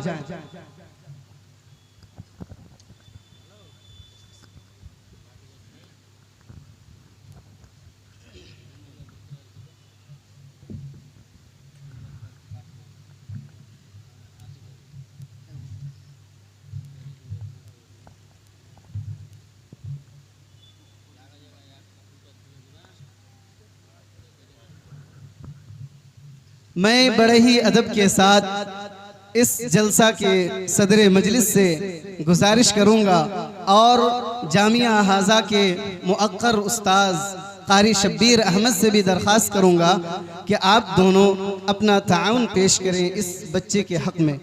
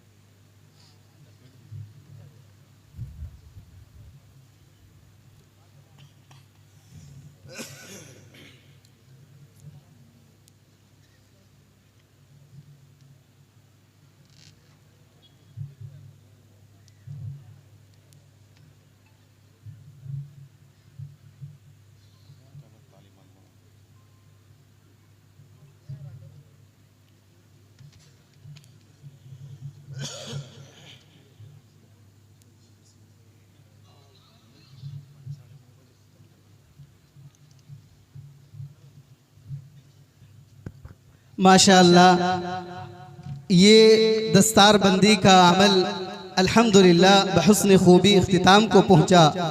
ये तालिब मदरसा फलाहुल मुस्लिमीन का है और ये भाटोल के इलाके से ही ताल्लुक़ रखता है। भाटोल का ही तालिब है, भाटोल ही के इदारे में पढ़ा है और बहुत ही मुख्तसर मुद्दत में इसने कुरान करीम को हिफ्ज़ किया है। मोहतरम सामीन किराम, हाफिज बनना, कुरान का हाफिज बनना कोई आम बात नहीं, कोई मामूली बात नहीं। एक तालिब, एक बच्चा तभी जाकर बनता है हाफिज, यानी बहुत मेहनत के बाद, बहुत जिद्दोजहद के बाद, बहुत काविशों के बाद, बहुत सारी कुर्बानियां देनी पड़ती हैं, तब जाकर कोई कुरान करीम को हिफ्ज़ कर पाता है। क्योंकि कुरान ऐसी अजीम किताब है, इसके एक एक हर्फ में वो सदाकत व हक्कानियत है जो किसी दूसरी किताब में मौजूद नहीं, बल्कि कुरान करीम ऐसा कलाम है कि कुरान ने कह दिया कि फ़तू बिसूरतिन मिन मिस्लिही, कि किसी माँ ने अपनी औलाद को नहीं जना ऐसा कि वो कुरान जैसा कलाम पेश कर सके। कुरान करीम के बारे में शायर कह गया कि अहले मंतिक सर बसजदा रह गए, अहले मंतिक सर बसजदा रह गए, पढ़ लिया जब फलसफे कुरान का। तो मेरे भाइयों, कुरान का हिफ्ज़ करना बहुत आसान काम नहीं। बहुत मेहनतों के बाद, बहुत जिद्दोजहद के बाद कोई आलिम दीन बनता है, कोई हाफिज़ कुरान बनता है। और एक हाफिज़ का मकाम क्या है? अल्लाह के रसूल सल्लल्लाहु अलैहि वसल्लम फरमाते हैं कि कल क़यामत के रोज़ उससे कहा जाएगा कि तू पढ़ता जा और चढ़ता जा, यानी कुरान की तिलावत करता जा और तू सीढ़ी में चढ़ता जा। हमें भी चाहिए कि हम अपने बच्चों को हाफिज़े कुरान बनाएं, हाफिज़े कुरान बनाएं, इसलिए कि ये कुरान ऐसा कलाम है कि इसके एक एक हर्फ में, एक एक हर्फ के पढ़ने में 10-10 नेकियां हैं। ऐसा कलाम दुनिया के अंदर मौजूद नहीं जो इतना सवाब का हकदार हो। तो मैं आप लोगों से गुजारिश करूंगा कि आप भी अपने बच्चों को इस जैसे बच्चे की तरह हाफिज बनाने की कोशिश करें। मदारिस इस्लामिया में अपने बच्चों का दाखिला कराएं और उनको दीन की तालीम दें। अब मैं इस तालिब से मुख्तसरन अपना तारुफ करने के लिए दावत देना चाहता हूं कि मौसूफ आएं और अपना तारुफ मुख्तसर अंदाज में करें। अस्सलामु अलैकुम व रहमतुल्लाहि व बरकातुहू। नहमदुहु व नुसल्ली अला रसूलिहिल करीम, अम्मा बाद। अऊज़ु बिल्लाहि मिनश शैतानिर रजीम, बिस्मिल्लाहिर रहमानिर रहीम। क़ुल हुवल्लाहु अहद, अल्लाहुस समद, लम यलिद व लम यूलद व लम यकुल लहू कुफुवन अहद। मेरा नाम तनवीर अंसारी, मेरे वालिद का नाम अब्दुल मतीन अंसारी, मेरा घर भाटोल अंसारी पाड़ा, पोस्ट भाटोलहाट, थाना रायगंज, जिला उत्तर दिनाजपुर। मैं इस मदरसे में पिछले 4 सालों से पढ़ रहा हूँ। अल्हम्दुलिल्लाह इस साल मैंने पूरे कुरान करीम को अपने सीने में महफूज किया। उसके बाद अपने उस्ताद शफीक कारी शब्बीर अहमद का शुक्रिया अदा करता हूँ। उस पर सबसे पहले अल्लाह ताला का शुक्रिया अदा करता हूँ। उसके बाद अपने वालिदैन का शुक्रगुजार हूँ जिन्होंने मुझे इस मदरसे में पढ़ाया। आखिर में तमाम असातिज़ा कराम का शुक्रिया अदा करता हूँ, आप तमाम लोगों का शुक्रिया अदा करता हूँ और आप तमाम लोगों से गुजारिश है कि मेरे लिए दुआ करें ताकि मैं इस कुरान करीम को याद रख सकूँ और इस पर अमल कर सकूँ। जज़ाकुमुल्लाहु खैरन। अस्सलामु अलैकुम व रहमतुल्लाहि व बरकातुहू। वालेकुम अस्सलाम व रहमतुल्लाहि व बरकातुहू। मैं स्टेज के सदर साहब से बड़े ही अदब के साथ गुजारिश करता हूं कि आप आए और चंद मिनट में अपने तासुरात पेश करें। अस्सलामु अलैकुम वरहमतुल्लाहि वबरकातुहू। बिस्मिल्लाह वल्हम्दुलिल्लाह वस्सलातु वस्सलामु अला रसूलिल्लाहि व बाद। अऊज़ु बिल्लाहि मिनश शैतानिर रजीम। इन्ना नहनु नज़्ज़लना ज़िक्रा व इन्ना लहु लहाफ़िज़ून। আল্লাহ পাক রব্বুল আলামিনের যাবতীয় প্রশংসা, যিনি আমাদেরকে এই সভায় কাউকে শ্রোতা বক্তা হিসেবে উপস্থিত হওয়ার তৌফিক দান করেছেন। আজকের এই ফালাহুল মুসলিমিন প্রতিষ্ঠানের বাৎসরিক জালসায় আমরা সকলেই দেখলাম যে একজন ছাত্রকে তার কোরআন মাজিদ সম্পূর্ণ মুখস্থ করার কারণে তার মাথায় পাগড়ি বাঁধানো হলো। এটা জাস্ট একটা তার সম্মান, তার তাকরিম, তার ইজ্জত, তাকে একটা গিফট মাদ্রাসার পক্ষ থেকে, তার একটা স্মরণীয় জিনিস, এই হিসেবেই তাকে সেটা দেওয়ানো হলো। হাফিজে কোরআনের ফজিলত কতটা রয়েছে কয়েকটি কথা আপনাদের সামনে তুলে ধরব। জাস্ট আমার মনে আসলো, ইসলামের তৃতীয় যুদ্ধ উহুদ, ইসলামের যুদ্ধ উহুদ যখন তৃতীয় হিজরিতে ঘটে, তাতে 70 জন সাহাবা একরাম শহীদ হয়েছিলেন। তারপরে চতুর্থ হিজরিতে আবার রাজির ঘটনা, এটা মর্মান্তিক ঘটনা, তাতে 10 জন সাহাবী শহীদ হয়েছিলেন। তারপরে বীরে মাউনা সেই 4 হিজরিতে হয়, সেখানে 70 জন হুফাজ হাফিজে কোরআন তারা শহীদ হয়েছিলেন। তাতে আল্লাহ পাকের নবী সেই কাফেররা যাদের হাতে সেই সাহাবা একরাম শহীদ হয়েছিলেন তাদের উপরে 1 মাস ধরে কুনুতে নাজেলা পড়েছিলেন, বদদুয়া করেছিলেন তাদের হকে। কিসের জন্য? যেহেতু হাফেজে কোরআনকে তারা হত্যা করেছিল। তাহলে নবী রাহমাতুল আলামিন কোনদিন বদদুয়া তিনার মুখ থেকে বের হয় না উম্মতের জন্য, কিন্তু হাফেজে কোরআন শহীদ হলো তার জন্য প্রত্যেক নামাজের পরে মানে আল্লাহ পাকের নবী 1 মাস ধরে বিশেষ করে ফজরের নামাজের পরে কুনুতে নাজিলাতে বদদুয়া তাদের দিয়েছিলেন। আরেকটি কথা হলো এই যে এই যে কোরআন মাজিদ যেটা আমরা সকলেই দেখছি লিখিবদ্ধভাবে সেটাকে জমা করানো হয়েছে, কিসের জন্য? তার পিছনে একটি ইতিহাস রয়েছে আর কি। সেটা হচ্ছে এই যে যখন ইয়ামামার যুদ্ধতে বেশ কিছু হাফেজে কোরআন আবু বকরের যুগে, আবু বকরের খেলাফতের যুগে শহীদ হয়ে গেলেন, তখন উমরে ফারুক রাদিয়াল্লাহু তাআলা আনহু পরামর্শ দিয়েছিলেন আবু বকরকে যে এইভাবে যদি হাফেজে কোরআন শহীদ হয়ে যায় তাহলে কোরআন শেষ হয়ে যাবে।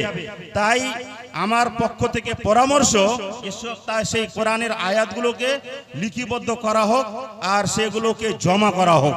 তো বুঝা গেল কোরআন হাফিজদের সিনাতে যেহেতু মাহফুজ রয়েছে, সেভ রয়েছে, তারা যদি সেভাবে ধ্বংস বা শহীদ হয়ে যায়, তারা যদি আল্লাহর পথে মানে জিহাদ করতে গিয়ে তারা যদি শহীদ হয়ে মারা যান, মৃত্যুবরণ করেন, তাহলে তো কোরআন শেষ হয়ে যাবে। তো এই কোরআনকে সেভ করার জন্য হাফেজে কোরআন যখন শহীদ হতে লাগলো তখন সেই পরিপ্রেক্ষিতে কোরআনকে জমা করা হয়েছিল। তাহলে কোরআন আজকে আমরা দেখতে পাচ্ছি কার বিনিময়ে? হুফাজে কোরআন যেহেতু একে একে শহীদ হয়েছিলেন তার বিনিময়ে, তাই সেই কোরআনের রক্ষার্থে কোরআনকে এভাবে লিপিবদ্ধ করে জমা করা হয়েছে। তো তাতে এতে হাফেজদের ফজিলত এইভাবে প্রমাণ হলো যে যেহেতু হাফিজেরা দিনের দিন মৃত্যুবরণ করছেন বা শহীদ হচ্ছেন, তো কোরআন শেষ হয়ে যাবে বলে এই কোরআনকে জমা করানো হয়েছে। আর কোরআন মাজিদ এর একটা মুজিজা হওয়ার জন্য এটাই যথেষ্ট যে এত লম্বা 30 পারা, তথাপি একজন বাচ্চা 6 বছর, 7 বছর, 8 বছর তারা নিজের সিনাতে সেভ করে নিচ্ছে, মাহফুজ করে নিচ্ছে। তাহলে এটাই দলিল, এটাই পুরো প্রমাণ আল্লাহর কালাম হওয়ার জন্য যে এত মুশকিল, এত লম্বা, তথাপি সেই সমস্ত ছাত্রগুলো হালকা বয়সে তারা কোরআনকে নিজের সিনাতে মাহফুজ করছে। অন্য কোন বই যদি এরকম হয় তাহলে মাহফুজ করা খুব কঠিন আছে, সেভ করা খুব কঠিন আছে, কিন্তু ভুরি ভুরি আপনি হাফিজ পাবেন। আর এটা আল্লাহ পাক রব্বুল আলামিন ওয়াদা, ইন্না নাহনু নাযালনা যিকরা ওয়া ইন্না লাহু লাহাফিজুন। দুটি কথা আর বলবো হাদিস থেকে, সেটা হচ্ছে এই, আল্লাহ পাকের নবী কাছে এক মহিলা এসেছিল নিজেকে হেবা করার জন্য যে আল্লাহ রাসূল আমি নিজেকে সঁপে দিলাম আপনাকে, অর্থাৎ আপনার যদি ইচ্ছা হয় তাহলে আপনি আমাকে গ্রহণ করেন, স্ত্রী হিসেবে আপনি আমাকে অ্যাকসেপ্ট করেন। তো আল্লাহ পাকের নবী দেখলেন, মাথাটাকে ঝুঁকিয়ে নিলেন। একজন অন্য সাহাবী মাথাটাকে ছেড়ে বলছে, আল্লাহর রাসূল, যদি আপনার প্রয়োজন না হয় তো আমার সঙ্গে বিবাহ দিয়ে দেন। নবী সাল্লাল্লাহু আলাইহি ওয়াসাল্লাম বললেন, তুমি যে বিয়ে করবে তো মোহর তো কিছু নাই, একটা লুঙ্গি। নবী বলছেন যে একটা লুঙ্গিতে কি হবে, তুমি পরবে তো ও নাঙ্গা, ও পরবে তো তুমি নাঙ্গা, সেটা তো হবে না, কমপক্ষে দুটো হলো হতো। তো যাও, যদি একটা লোহার আংটি হোক না কেন। এই হাদিসটাকে ইমাম বুখারী রাহমাতুল্লাহ আলাইহি কিতাবুন নিকার মধ্যে অনেক জায়গাতে নিয়ে এসেছেন বিভিন্ন মাসলা সাব্যস্ত করার জন্য। এখানে আমি বলতে চাইছি, আল্লাহ পাকের নবী সেই লোকটার বিবাহ দিয়ে দিলেন ওই নারীর সাথে, ওই মহিলার সাথে শুধু কয়েকটি সূরা তাকে মুখস্থ করিয়ে দেওয়ার বিনিময়ে। তাহলে হাফিজে কোরআন সেই কয়েকটি সূরা যদি কোন একজন নারীকে মোহরানা স্বরূপ মুখস্থ করিয়ে দেয়, সেটা তার মোহরের জন্য যথেষ্ট হবে।